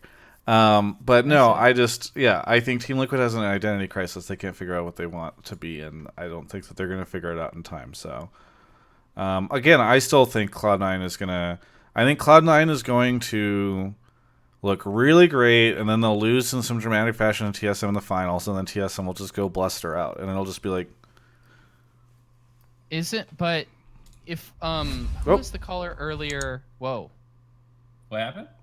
Was it Furry earlier who was talking about how potentially it could be Cloud9 and TSM on the same side of the bracket though for semis? I mean, anything can happen right now. It's all up in the air. Like, because Cloud9 might not even get a bye. They're one game ahead of Clutch, and they've been losing games. So. Right. Okay. At this point, like anything's still possible. Yeah, for sure. I have a quick question, if you guys don't mind. We have quick answers. Okay, so by the sounds of things, Travis and Mark, I don't know about you, Kelby, but from the sound of things that you guys were okay with TSM repping. However, do you guys still feel that way if, like, before this week? Like, they just won 2 games. Sorry, what was your question? Is we're okay with TSM? I guess my question is, would you guys still feel comfortable with TSM repping us if it was before this weekend just happened, or did this weekend change a whole lot? I personally would always like to have big talent on big stages. Players who've played in big matches and have international experience. Yeah, that's fair. I would say, yeah. I mean, a lot of this is pending how people look in playoffs, because like part of my assumption is TSM will be good in playoffs because it'll be a best-of-5 environment. And then they'll play better. It wasn't really influenced by this week as much, though the win over C9 was nice. I already started believing in Sven and Mythy when they started like taking turrets 2v2 with Ezreal Braum and stuff like that. So okay, I had started believing in them a little bit ago. That's why I predicted them to beat C9. I don't think that they were ever a question. Did we ever? I mean, I don't know how you guys think, but I didn't think there was ever a question that they would eventually become a solid bot lane. I think the question was all on Mike Young, and if we're now convinced that Mike Young can perform, then like I'd say send TSM. That'd be wicked. It was less about if their bot lane was good, so much as would it synergize with their team, because they were kind of getting blasted when there were some clear synergy problems between the bot lane and the rest of the team. Yeah. So there was a world where I didn't think TSM ever worked out, but I never sold my TSM stock. I just said they were bad when they were clearly bad, but I wasn't like, oh, they can't get better. Like I thought Golden Guardians wasn't going to get better, but they got a lot better. Yeah, holy shit, eh? Yeah. Nice A. Nice strong A thrown in there. Oh, I got to throw them in, man. I'm doing that on purpose. Blue Jay, thank you so much for calling in. I really appreciate it. Yeah, thanks for having me, fellas. Take care. Thanks, dude. All right, Mark, before you leave, I'll just talk about the Doublelift campaign now, right? Okay. So, yeah, try and save yourself, Travis. Hello, viewers. As of right now, my Twitch dashboard says there are 1,158 of you guys watching right now. Unfortunately, this is in stark contrast to a statement made by a close personal friend of mine recently. So I, as many people have requested or suggested, I requested Doublelift to come officially on this show. Doublelift said, no one watches this show, and so he declined the invite. So he thinks you guys are no one. I would love to have Mark, me, Kelby, and Doublelift all on the show in the future, talking. I think it'd be really fun. We get callers in. Doublelift and Kelby used to work together. They're close friends. I think that'd be great. But again, like Doublelift seems to think there is no one that watches the show. So what I would love is if all of you, if you have a Twitter account, do this. If not, make a Twitter account because I need all you guys to tweet at Doublelift. What is it? At TL Doublelift? Yeah, at TL Doublelift, and just say TL Doublelift I'm typing it on Twitch chat right now. Why Hey, don't you pull it I up, watch show 'em how it's Hotline done. League. Just tweet, hey, I watch Hotline League at Doublelift, please. And just, if you're watching the VOD, do it. Just keep, because he does not think anybody watches the show. And maybe nobody does. Maybe I'm wrong. But I this is just a test. We can check, on Twitter to see if Yeah, maybe it people would get watch it. posted to Reddit, and then a Reddit mob would take it down once they realized I said this. But maybe that would help too. Yeah, it would be great if everybody could tweet at TLWF. Yeah, there's a Twitter link right there. Just because, again, I think he's confused. Because I feel like people watch this show. Do you think people watch this show, Kelby? Yes, Travis. I do think that people watch this show. Okay, good. Well, That's how I sell esports, by the way, on my calls. Let's find out. All right. Everybody's spamming the bot emote now in chat because everyone's just bots. All right. I tweeted at him, Travis. We can. I tweeted him too. We can move on. Oh, did you tweet him? Yeah, I guilt tripped him with the best friend. Yeah, I told him not to come on. Oh, really? Mark told him not to come on? Mark tweeted, hey, Hotline League is not a good show. I advise you not to come on. Very good. All right. I can't lie, man. All right. Can't make me lie. Yeah. Should I get the next guy? Yeah. Okay. Let me go ahead. I have some more shout-outs to give. And by the way, again, at the start of the show, I said I'd interview whoever gave the most bits after the show is done. Camo China is now how his name is pronounced, and apparently I said it wrong, but he's so far ahead of everybody. I don't know if anybody's going to be able to take him on, but maybe someone will. Luna Bubble D Tuna has subbed. Kyo Flames has subbed. Girlish Menace and Ruby C. What were you going to say, Kelby? How much has he donated? 7,500 bits. So that's like $75? Yeah, in USD. So if I donated $100, you would interview me for how long about the Chainsmokers? Yeah, so I said 5 minutes, but if it gets weird, I reserve the right to hang up on the caller. Whoa! But as long as you don't make it weird, we're good. All right. Fortunately, these were the same then terms we I won't gave talk Monty about their last new couple weeks, stuff. and it didn't work out. BioTrace is on the show. Wait, did you see the Monty tweet? BioTrace. Oh, I don't know. BioTrace. It's Did funny. you? What? Where are you calling from? I'm calling from Spring Arbor, Michigan. And Is that close to Ann Arbor? I'm about an hour, 45 minutes west of Ann Arbor. Okay. That's so funny that... Sorry to interrupt this. Yeah. what? Just What's so funny? coincidence. Well, it's because Spring Arbor, Ann Arbor, in Michigan. I don't know. Yeah. I thought it was funny. I'm dumb. Continue. BioTrace. What do you want to talk about? So everyone is talking about how crazy it will be if TSM doesn't make finals, and I think it's absolutely ridiculous to think that would be just that we can expect TSM to just make finals again, because after all of the franchising and the changing up of the teams, everything is so different, and the league is just structurally different enough that I don't think that we can really make that kind of argument. Because I mean, if we're looking at the top players in the league, we can talk about Bjergsen, Jensen, Power of Evil, Pobelter, Febiven, Phoenix, all being top mid laners now, as opposed to being Jensen and Bjergsen and maybe Pobelter. There's so many more great players in the league now that I don't think it's fair for us to expect TSM to be to be in the finals. I think that that it's silly. Same thing with CLG. If they don't make playoffs, I mean, we are so many good talent in the league now that I think that it would be insane to suggest that that's just outlandish or crazy, or that it's something detrimental to their organizations. So wait, sorry. Your statement was that it's weird to assume that TSM can make finals, and but it also sounds like you're saying it's weird to think that CLG can't make playoffs. So I think it's. Go ahead, Mark. No, you go ahead.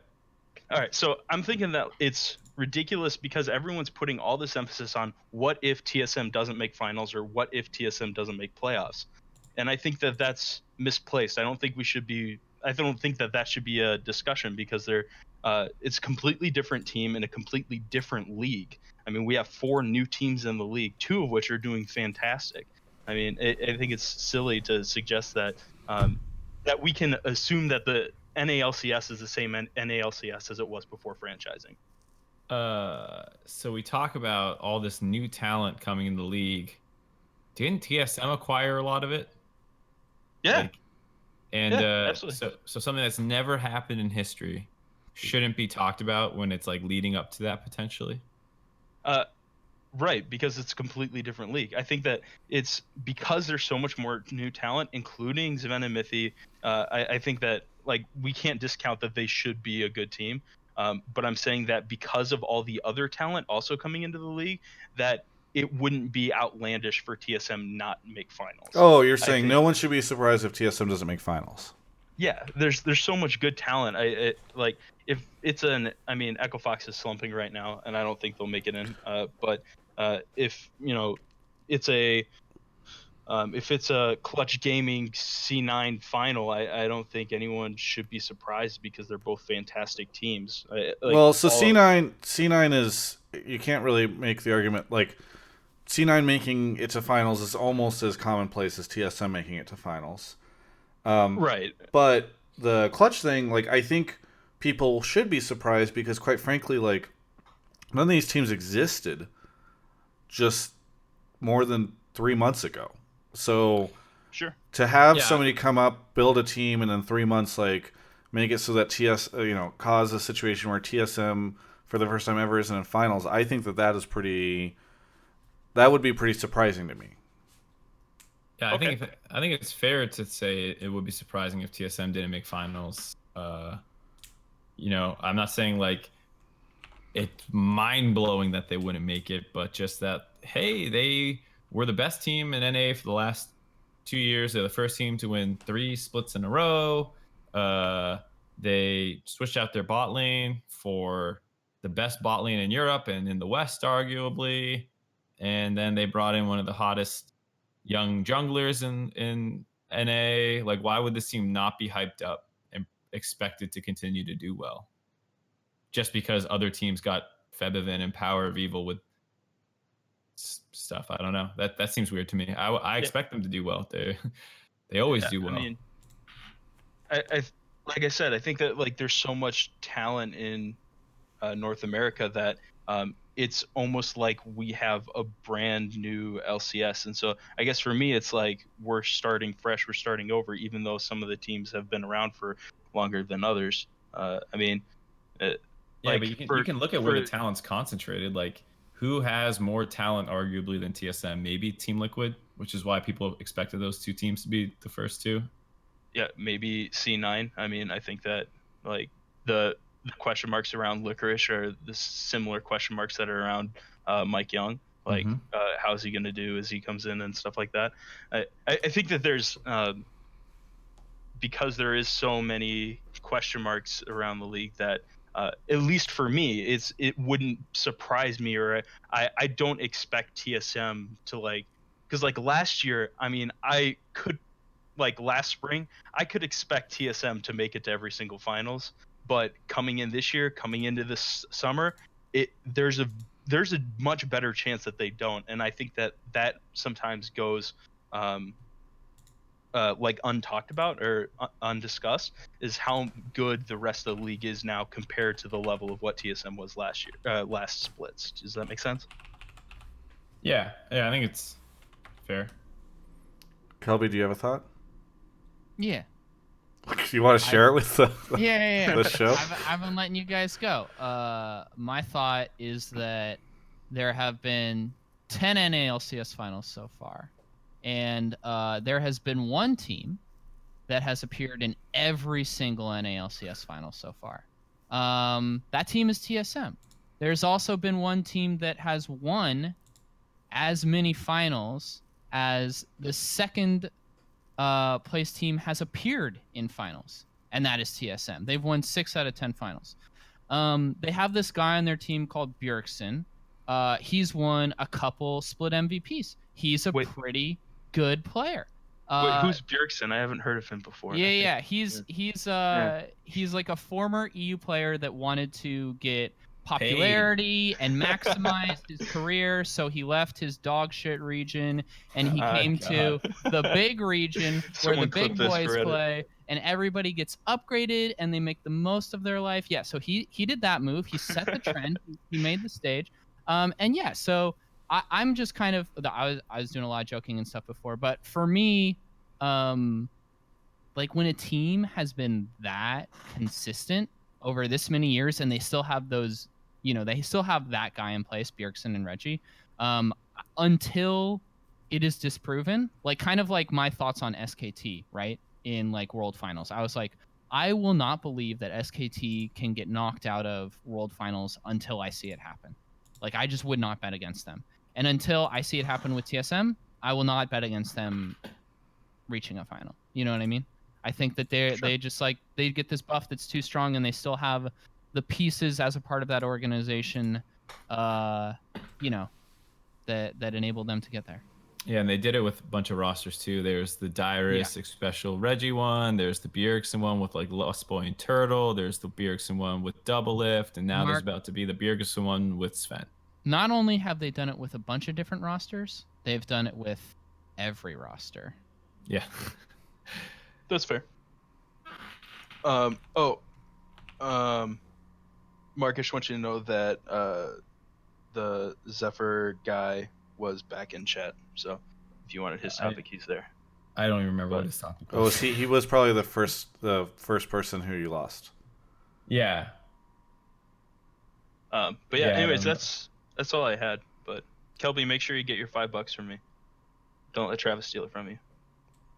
Thanks, man. I appreciate it. Like he stole my Wii U? Oh, damn. I was like, I gave it back, and then I remembered. BioTrace, thank you so much. I appreciate you coming on the show. Yeah, thank you guys. Love the show. Yeah, thank you. What's that Thanks, story dude. about? Travis told it at the top of the show how I fucked up and I missed our meeting. Oh. Okay. I thought it was the stealing of. Well, it's a little bit of both. He's had it for like a year now. I'm gonna get the next person. It's tense. 100 Super Jumps has subbed. Mar2586 has subbed. Hawkeye Rar has subbed. Razgriz TP has subbed. Hotz has subbed. Crazy Hotz. 8. Yeah, he's got a Z and then 2 S's. Crazy 8 with a K has subbed. 36-0 with a 0 at the end instead of an O. Poro Satan Sizegul SYZYGI. I think people sometimes make these names just to make me struggle. LL Smacks, IX Spiritus Sexi, and Containerly D. Big fan of Containerly D has subbed. Vapo is here. Vapo, where are you calling from? Hey, what's up, Travis? I'm from New Jersey, but I'm currently in the Dominican Republic. Oh, in the Dominican Republic, nice. What are you in Dominican for? Vacation?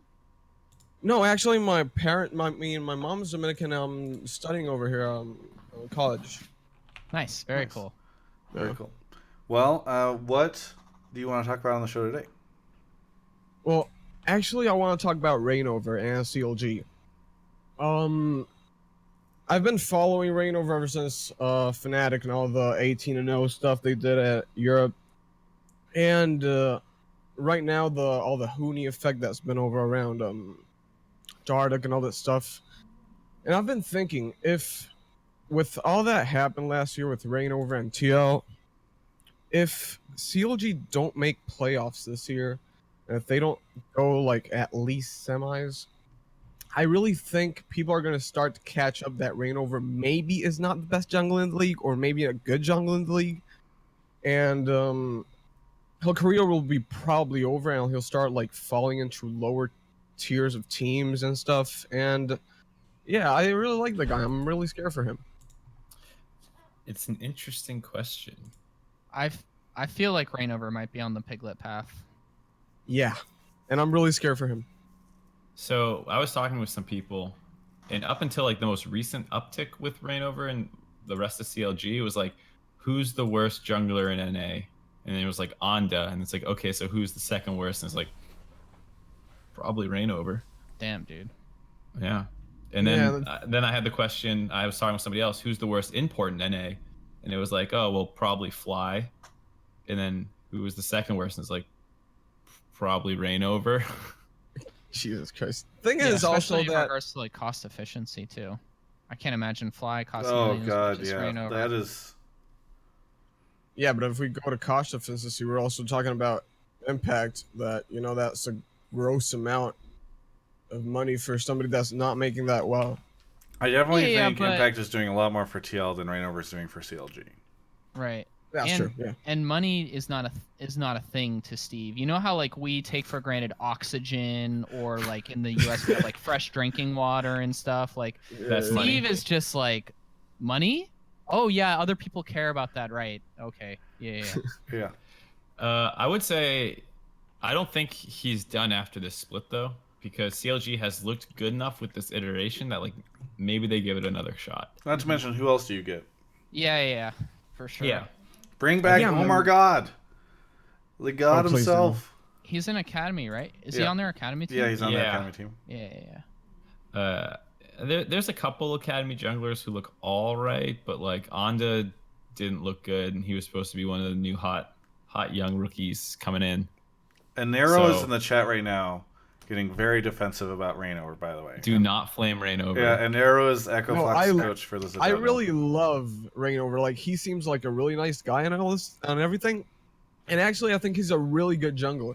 But the thing is, I don't know. He's just not having it. I would say he is one of the most intelligent junglers in the league, and I've never said otherwise. And his pathing is amazing. That's why he has like the highest XP differential. I don't know if that's still true. He's fantastic PvE jungler is how I've always said it. But as soon as you make him like start doing engages and stuff like that, like he'll like get kills off ganks from like being in the right place at the right time. But then you'll watch how he plays them, and you're like, what the fuck was that? And like same with engages and team fights, just like hitting the wrong button and like flashing in place and stuff like that. It's painful to watch sometimes. I mean, yeah, but wasn't Rengar his pocket pick or something? If we're talking about like It was a while ago. 2016, yeah. But then He like if played you it watch- after a rework. Yeah.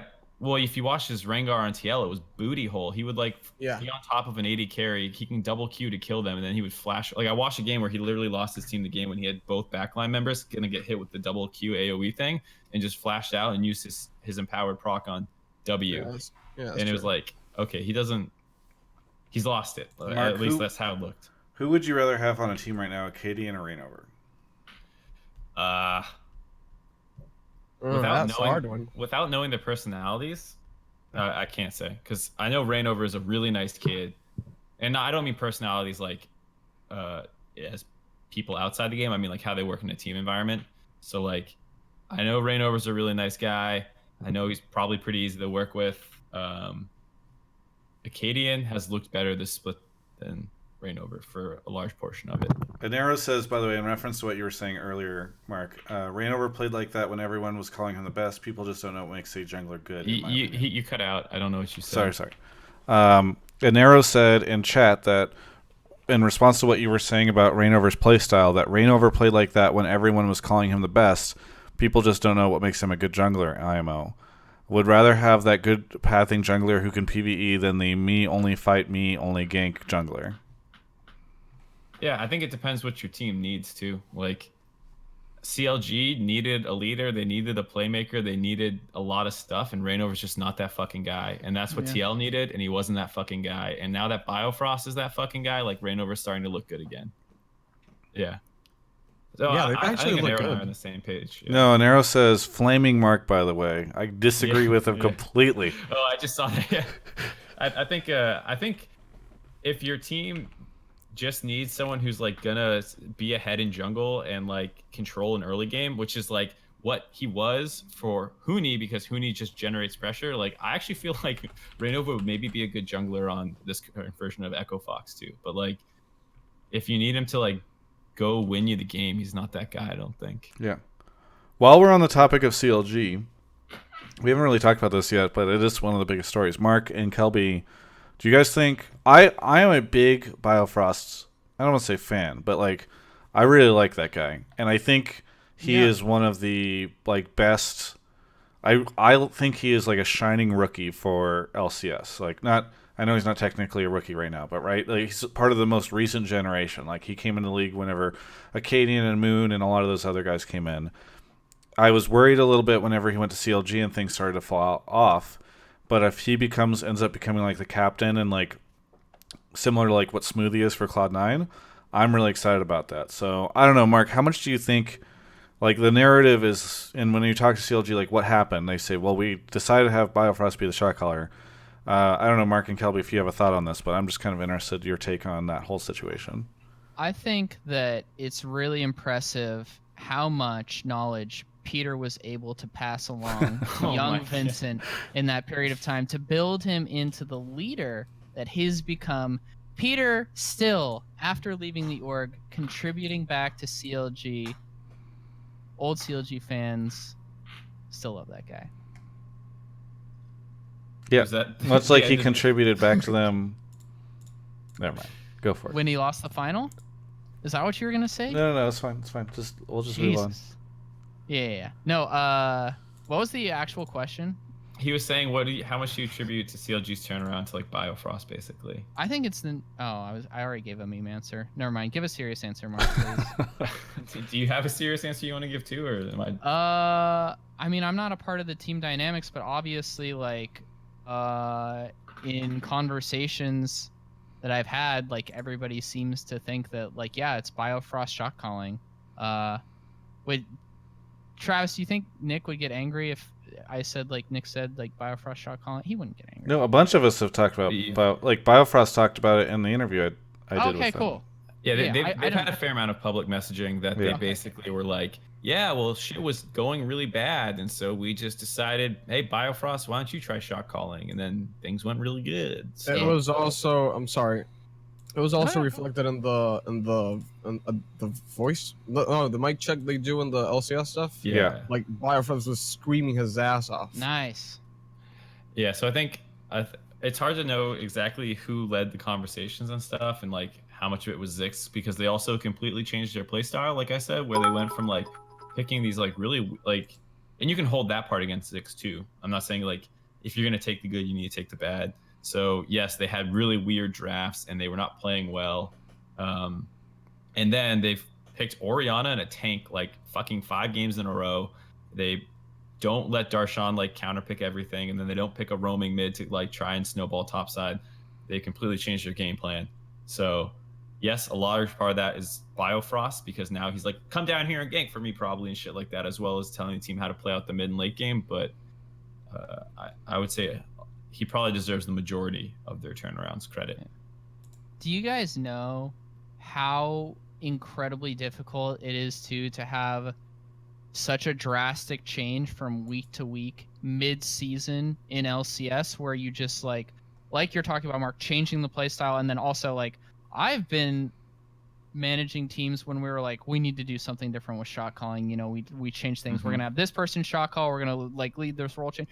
It's really hard. The fact that Bio has done such a good job and on such a short, you know, like 1 week turnaround essentially from when they had the AMA, made that decision, or, you know, whatever happened behind the scenes, and then come out on LCS week is like pretty incredible.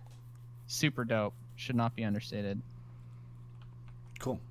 I just wanted to bring that up because I felt it was worth talking about, and sometimes we just skip past stuff because maybe we don't grab the right caller or somebody doesn't bring it up. Vapo, thank you so much for calling in. Hey, thank you guys for having me. Yeah, appreciate it. Thanks, dude. Bye-bye.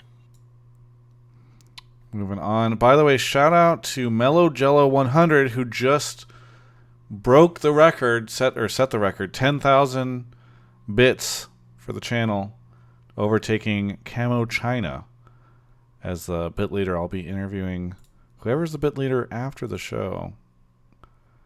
But there's no way anybody could beat him, right, Travis? No, I don't think so, Kelby. Unless it was you trying to get me to talk about the Chainsmokers with you.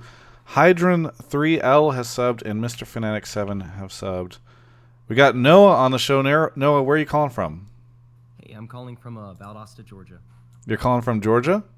Yeah, Valdosta. Okay, I turned you up. Maybe you can turn yourself up a little bit more, too. Okay, hold on. Let me try. I will admit My that for a calling short time I thought you were Noah Winston. That you I was so excited. that you That were was my Noah. first thought. Well, I'm excited. I'm still excited, Kelby, Yeah, because we're I going to talk to realized Noah once I from said Georgia. that. Yeah. Yeah. No, I'm equally excited for this Noah too. Yes, I could tell in the tone of your voice. A little less, maybe a little less excited is fair to say. Yeah, Noah. Listen, Noah. I don't want. I'm sorry that my guests are making you feel unwelcome. I am super That's excited my to have bad. you here. Guest. Yo, That's yo. my I am not a guest. I was It's okay. talking about. And by the way, Noah I'm- Winston, for what's worth, not a Twitch subscriber, and you are. So you are a more valuable human being than Noah Winston. What would you like to talk about on the show today, Noah? I was wondering how like North America has often been called like stacked in terms of jungle talent. Like we have Svenskeren, Smithy, Mike Young, Dardoch in a way. Like we hear all about all these like good junglers, but we don't have like a clear top tier list of junglers. And I feel like a lot of the teams blame their jungler. Like you always see it about Svenskeren, but like you also see Reignover too. Are these guys good junglers and just being scapegoated, or like what's going on? And obviously, who's the best jungler? Who do you want on your team, like sought after?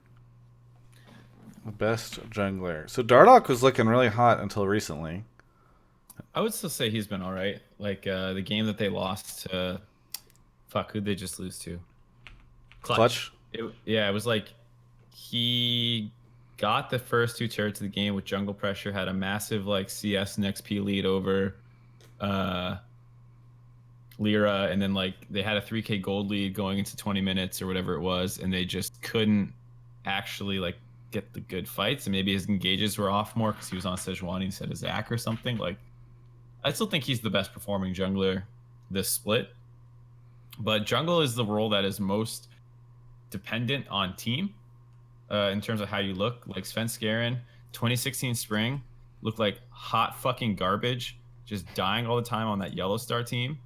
And then 2016 summer, it was Biofrost. Now they have a game plan of like camp bottom lane and like get priority mid with Bjergsen and 4-man bot lane, and he looks fucking amazing and is the best jungler in NA arguably. So I think it's like pretty team dependent, which is why you have a hard time making a clear list. Cop in chat says Smithy's the best. He's just on a bad team. Cop, do you want to call in? Cop never wants to call in. Him, Tony, all these people always come into the Twitch chat. They voice their opinions. They criticize people. Then they don't want to call in. Either way. So somebody else says Levi is the answer, by the way.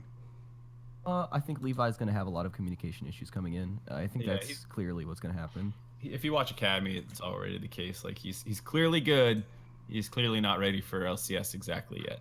Yeah. Give it 2 years, he might be able to talk, and then maybe he'll be like in a like, you know how they get washed when they come to NA, like Reignover.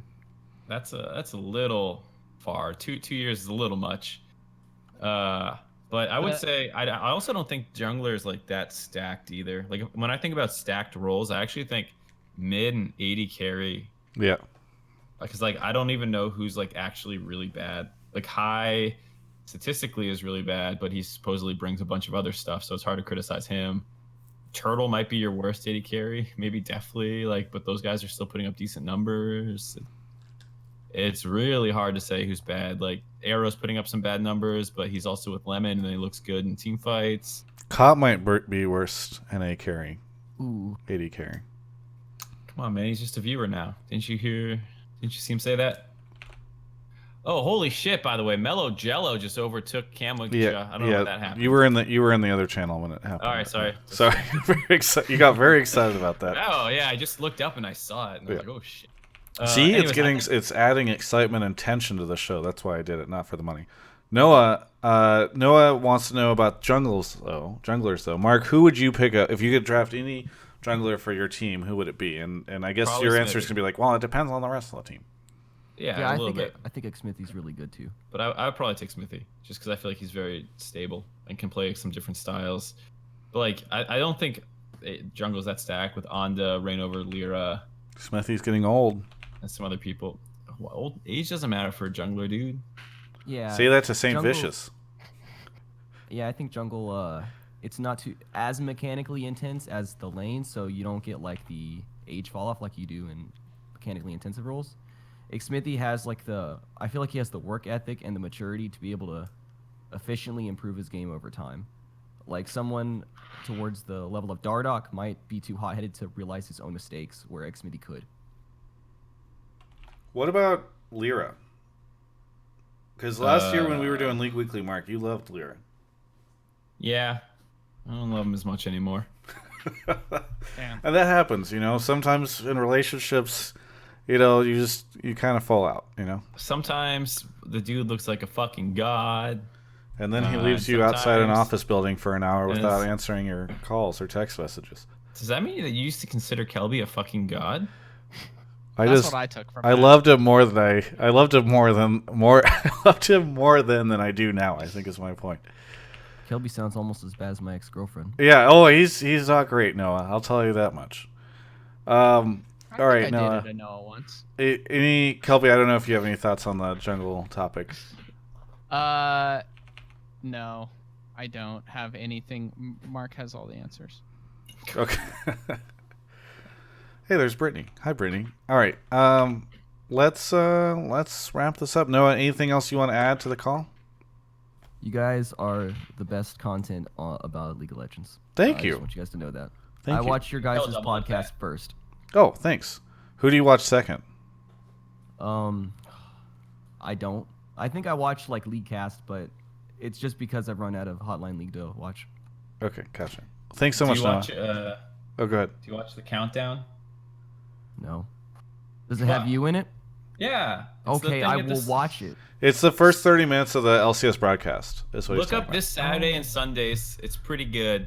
Sunday in particular is really fun. about. This coming I'll make one, sure or to you do mean the that. one that just passed? No, the Sunday that just happened. Okay. Was good, I think. Yeah, the Reddit was giving it a lot of love. Is it in podcast form or do I have to watch Oh the video? no, yeah, you should watch it visually. It's not a podcast show. I don't know why Mark brought it up. It's the first 30 minutes of the LCS broadcast. Specifically, did I miss something? He said No, you I guys think are my he just favorite said content. podcast. Yeah, I thought I said content. Oh, well. What'd you say, mean, Noah? He said he watches said- this podcast first. Well, let Noah answer the He's his question. old man, Travis. Noah, what did you say?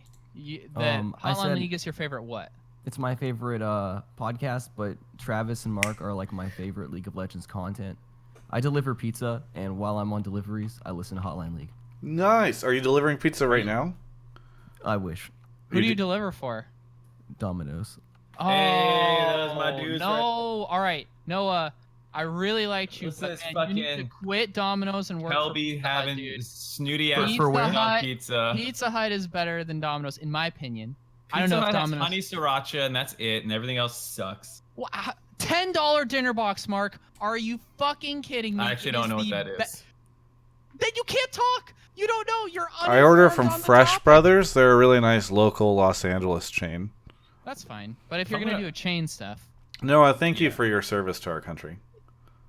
Best Sibber skin. I'll catch you later. Okay. What a great way that's for awesome. that to end. All right. I It looks could like we just imagine being like, "Fuck yes, dude! Finally, Yeah. this is the silver skin I was waiting for." He's like, finally, I've not been able to identify with any of the other skins or champions ever in this game. You know, like there's all the hulked out people, there's these hot women. I just want to be a pizza delivery character, you know? Now I finally can be. Let's see, we got Platypus, who subbed, Justin P14, who says that Mark Chesthair, SOTL Desu, Ulti subbed, and so did Zane Starkiller. Thank you so much. And Mark has saved the best for last, everyone, because we've got, for the third time, returning caller to the show, Twitch subscriber extraordinaire, straight from Europe itself, Davidson's on the show. How's it going, Davidson? The traitor? Your own Swede. Yes. Is this the Benedict Arnold? Yes, the traitor to Europe. Davidson, what do you want to talk about on the show today? Oh, wait, Benedict Arnold did it backwards, didn't he? He wanted to work for Yeah, he would London. be European Benedict Arnold. Or England, yeah. This is not a history show. What do you want to talk about, Davidson? So I want to talk about how the NLCS will be peaking this year, and without big changes, it won't be able to compete with EULCS in the long run. He was a triple agent, everyone. We thought that he was on the side of NA. No. I'm gonna explain myself Okay. a little bit more. Okay. So personally, I still think that EU is a shithole in some ways. But if they do the business side correctly, they can grow in franchising the next year, and then EU players will have the need to go to NA, and I think that's kind of scary for NA. So with peaking this year, that's what I mean with that. They have a lot of EU players, so they can do well at Worlds and MSI. So your argument is that long term NA should be concerned for EU because EU is after all this time going to figure out how to do the business side? Yeah. Okay. But what about the opposite argument where NA just magically finds talent? But that won't happen. But well, I could say the exact same thing. But yeah, that's so true though. But it will never happen. Sure. But there's no possibility. So why do you think that this is the year that EU figures out how to get players to be more engaging, to get them to create more content, to do better on the monetization? I think it's because franchising is coming next year. To remove all the regional budget problems that exist with not having like a centralized market like US has to tap into. And before we get too far down that rabbit hole as well, when NA moved to franchising, the base salary became 75K for the year as opposed to 30, which it was, I believe. And yet nobody basically gets paid the base salary. Everyone is way above that. Romain did some interview, I think he hit the front page, where he's like, yeah, the average salary is 300K.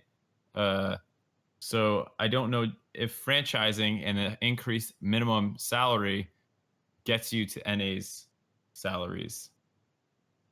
Yeah, I see that, but I just think that in 2019, if the ELTS, I don't know if they are public with it yet, if they franchise ELTS, I think they will go more locally and try and branch out in that way.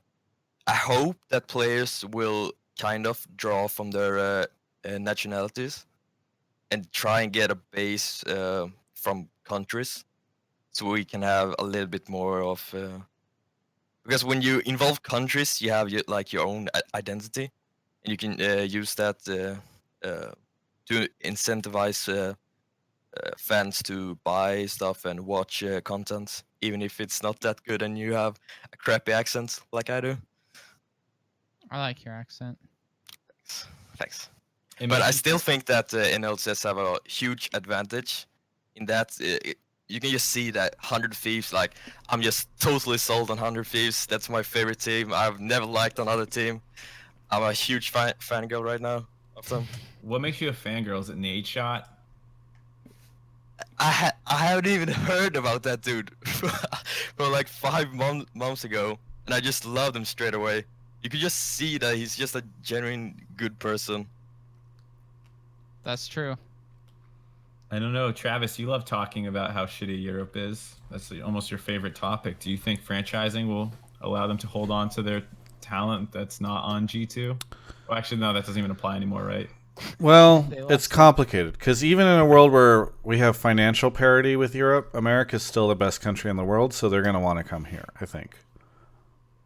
God damn. I would Travis, agree in certain you're smarter than I give you credit for sometimes, you know? No, I mean, okay. It is true that currently, right now, NA has a huge advantage where you can just make way more money. I love it when chat catches up to a big statement I make because right now people are just spamming USA. I think that will start to go away. The financial gap will close, especially because I actually kind of hope it goes away because I think right now NA players are paid way too much.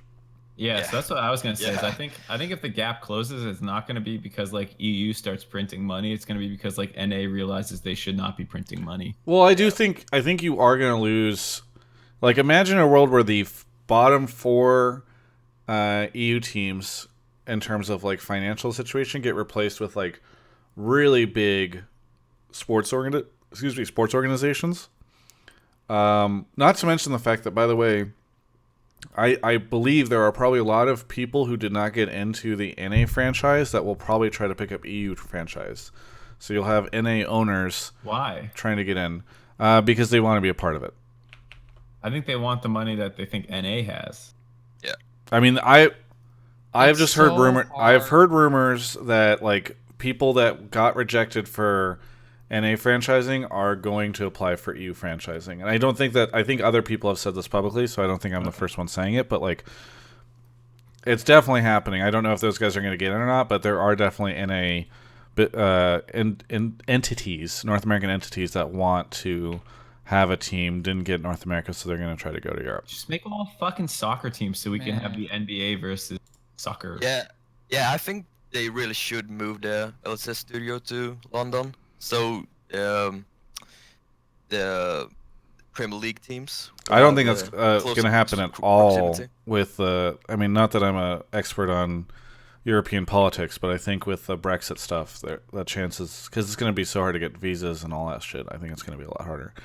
But and if you could just tell that, I don't think that's true at all. Maybe.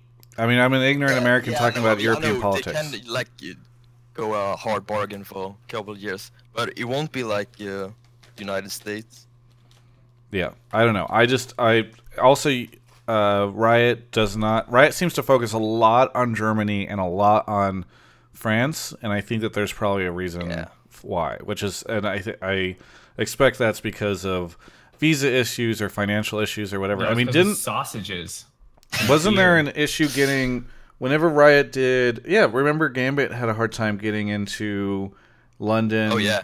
With their team whenever all that happened. Yeah, like I do think that the UK probably has more crazier challenges than Germany or France. Shouldn't they just move it to Sweden then? Everyone is allowed here. Yeah, Sweden fucking owns. I would like that.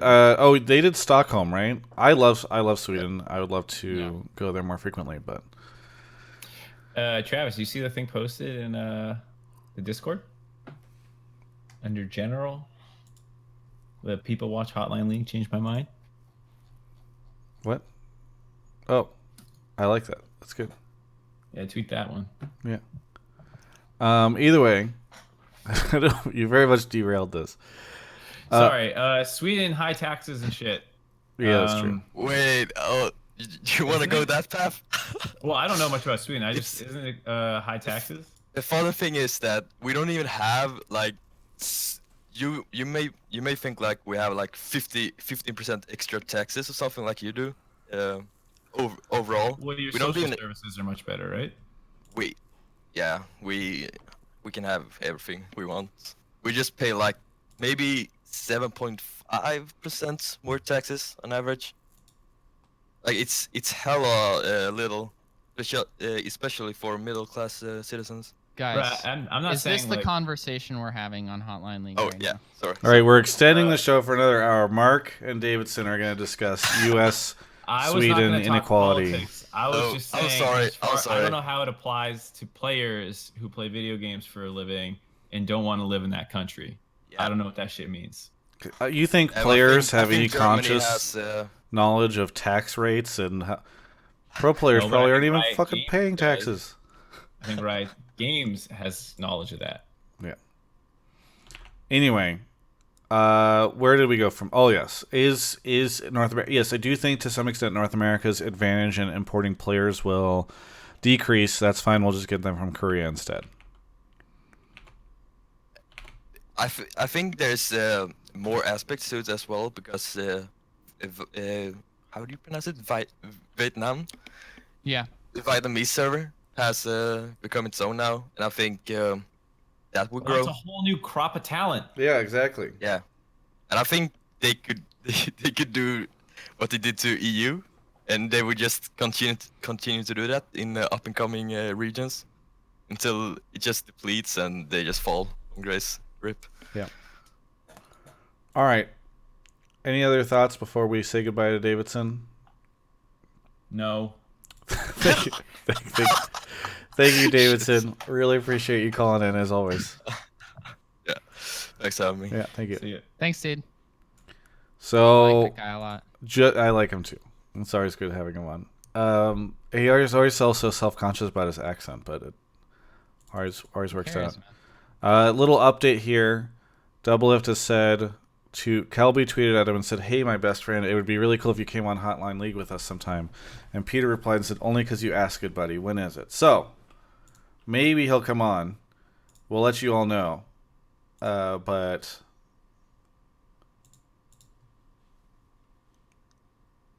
fuck Peter. All right, let's. Oh my god. Let's wrap up the show. Bold. Oh. OPTSM fan has now overtaken He was waiting. Mellow Jello 100. We're gonna go for. I need to wrap up the show, and we'll go for a couple minutes, and I'll do a countdown timer, and then we'll interview whoever comes on. But thank you to OPTSM fan for overtaking Mellow Jello. Mellow Jello just had to allow it, but it got auto censored. Mellow Jello typed it all caps, motherfucker. So. Please don't go yet. We're going to wind down the show, but I'll be doing an interview with whoever ends up donating the most bits or hitting up the most bits. How many bits are or how much is a dollar, I guess? It's 100 bits So is a US dollar. $120 that OPD donated. Yeah. So, Tranmobile just hit the sub as well. Hey, Brian. Mellow Jello just hit another 5,000 bits. So now number Brian, one. right? We're gonna wrap the show while this is happening. Well, not you. I was asking Travis. Yeah, I think it's Brian. Yeah. You work with him, right, Kelby? Or you used to at least be in the same he used company? to work with me at Twitch. Yeah. Yeah. I love Brian, dude. Brian's super chill. Brian's awesome. All right. While this is still going on, Mark, what do you got going on this week? I don't know. Last week I lied and I said I'd probably put out a blame game. Maybe that's 2 weeks ago. And I'll lie again this week. Yeah, there's some blame game shit coming out, guys. Totally. Follow my YouTube channel that hasn't posted in weeks/months. Because it's definitely coming this week. And follow my Twitter for the same reasons. Because I tweet very important things about League of Legends. No and life. offline content. No blame game. Offline TV should post. It's also been a long time since offline TV. Yeah, that's my point. You're like, it's like, what is Mark even doing? He does this show. He does the offline TV content should be on the way. There should be one this week for sure. Lock it in, just like you can lock in the blame game. No Zell or Mark content. I'm real busy, man. Real busy guy. Kelby, what do you got? Are we doing shoutouts? Yeah. Oh, okay. Well, as you guys know, this week. Are you fucking stupid? Of course I'm shouting out the Chainsmokers. You guys are so stupid. Why would you actually believe that anything else would be worth this time? Everything that they did from 2012 to 2016 was just so fire. So many great remixes, original songs, the best shows I've ever been to. Their Ultra 2016 performance is the best set I've ever seen in my entire life. They decided to move on and make pop music. We're all really sad about it. But you know what? As artists, they get to choose the kind of music that they want to pursue and make. And that's totally fine. It's not what I'm into. They're finding a lot of success. I still really appreciate everything that they did in that time era. Thank you guys so much. Please unblock me on Twitter. I was going to ask because they still be blocked. blocked. You didn't care that you got blocked on Twitter because you don't like their music anymore. What if they start making EDM again, man? And I just ask them then. How am I gonna ask them? They have me blocked on Twitter. Well, you just fucking did it right here. You got 1,000 people watching. Yeah, Alex, Drew, you guys watch Hotline League, right? I meant that you can do the Doublelift thing. If they ever make good music again, in your opinion, just do what Travis did with Doublelift and have them all tweet at Chainsmokers to unblock. This is a Hotline League is a community. It's a platform from which we can affect social change. To acquire money. We only use this power for good, for improving the world, whether it's getting Doublelift on the show, getting Chainsmokers to unblock Kelby. This is a show where we affect change, and you guys are all part of it. We're all the machine that will bring forth a new world. I actually did have an alternative shout out, but I decided last minute that. Well, what's the other shout out? Because now I'm curious. So the film director Terrence Malick is somebody that I think is probably not somebody that a lot of people watch, but recently What has I've he been. made? So he Just makes names real quick. Tree of Life, Song to Song, Okay. Night okay. of Cups, Fucking Thin Red Line. Started smoking weed your first time. Yeah, no. So recently. he's probably the most accessible and commercially successful, like pretty straight arty film directors that's working right now. And I think that he has some really good stuff that's not for everybody. But if you want something that is super highly like visually and like sensory stimulating and also kind of a more of a spiritual experience, I would suggest checking out Tree of Life. And then if you like that and you want to go even more artsy, you do Night of Cups.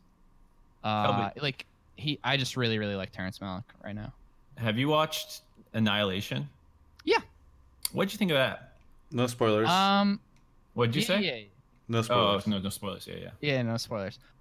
So I like they're pretty different films, but I like Ex Machina a lot more. Alex Garland's film before it. Yep. My favorite movie reviewer, yourmoviesucks.org, has a quick review on it that pretty much exactly mirrors my opinions. Like, there's a lot of things about that film that I really like, and there's some things about that film that I'm just like didn't like at all and thought were kind of shitty. So it's like a hate-love relationship. But those are the kind of movies that I like to see get made. And I will always financially support, because it's not going to do super well at the box office, but it's so different than like all the other cookie-cutter bullshit that gets put out there. That's fine. I'm looking forward to Avengers.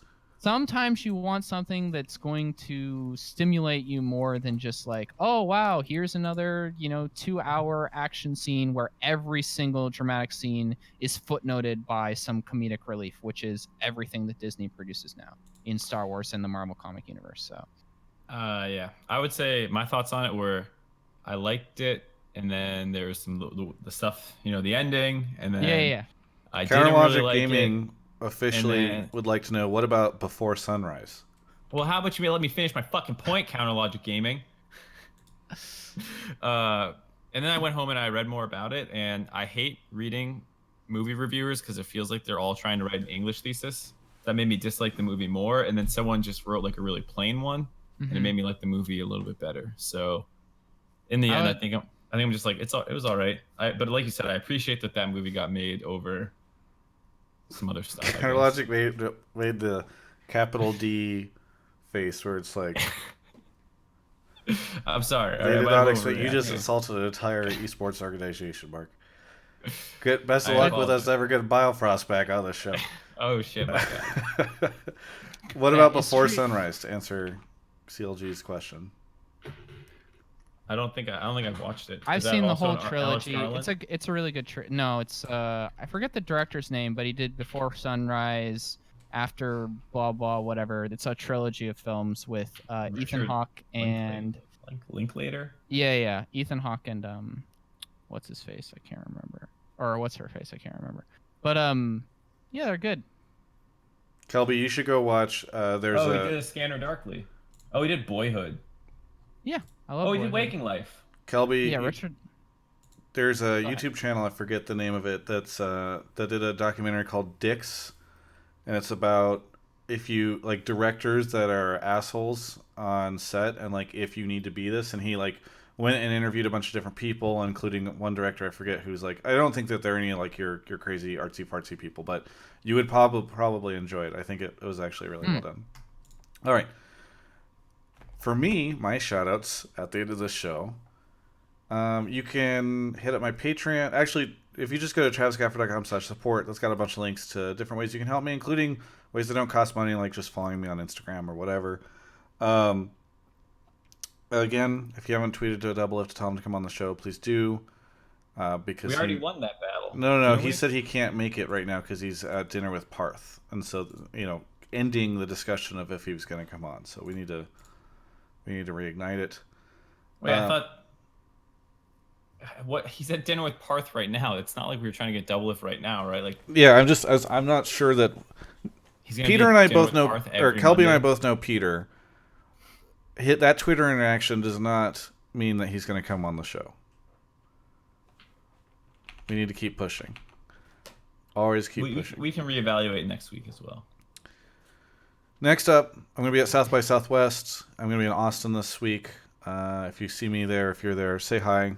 I love Austin. I love everybody there. It's pretty cool. I'm going to try and make a vlog out of the trip. Want to also really quickly give a shout out to Burnt Cooter, who subbed, Stumpy Nugget, Lagunas for coming in at the tier 3, T-Rex, and Dadiris for gifting a sub to Joe Mama 11.99. Thanks everyone for watching. Wait, is that the pronunciation? What? Dadiris? That's how I always say it. I thought it was Daddyrus or something. I mean, I don't know why. I just thought it was more emphasis on the dad than the Dyrus part. Thanks everyone for watching. Stick around. I'm going to do an interview with a stranger.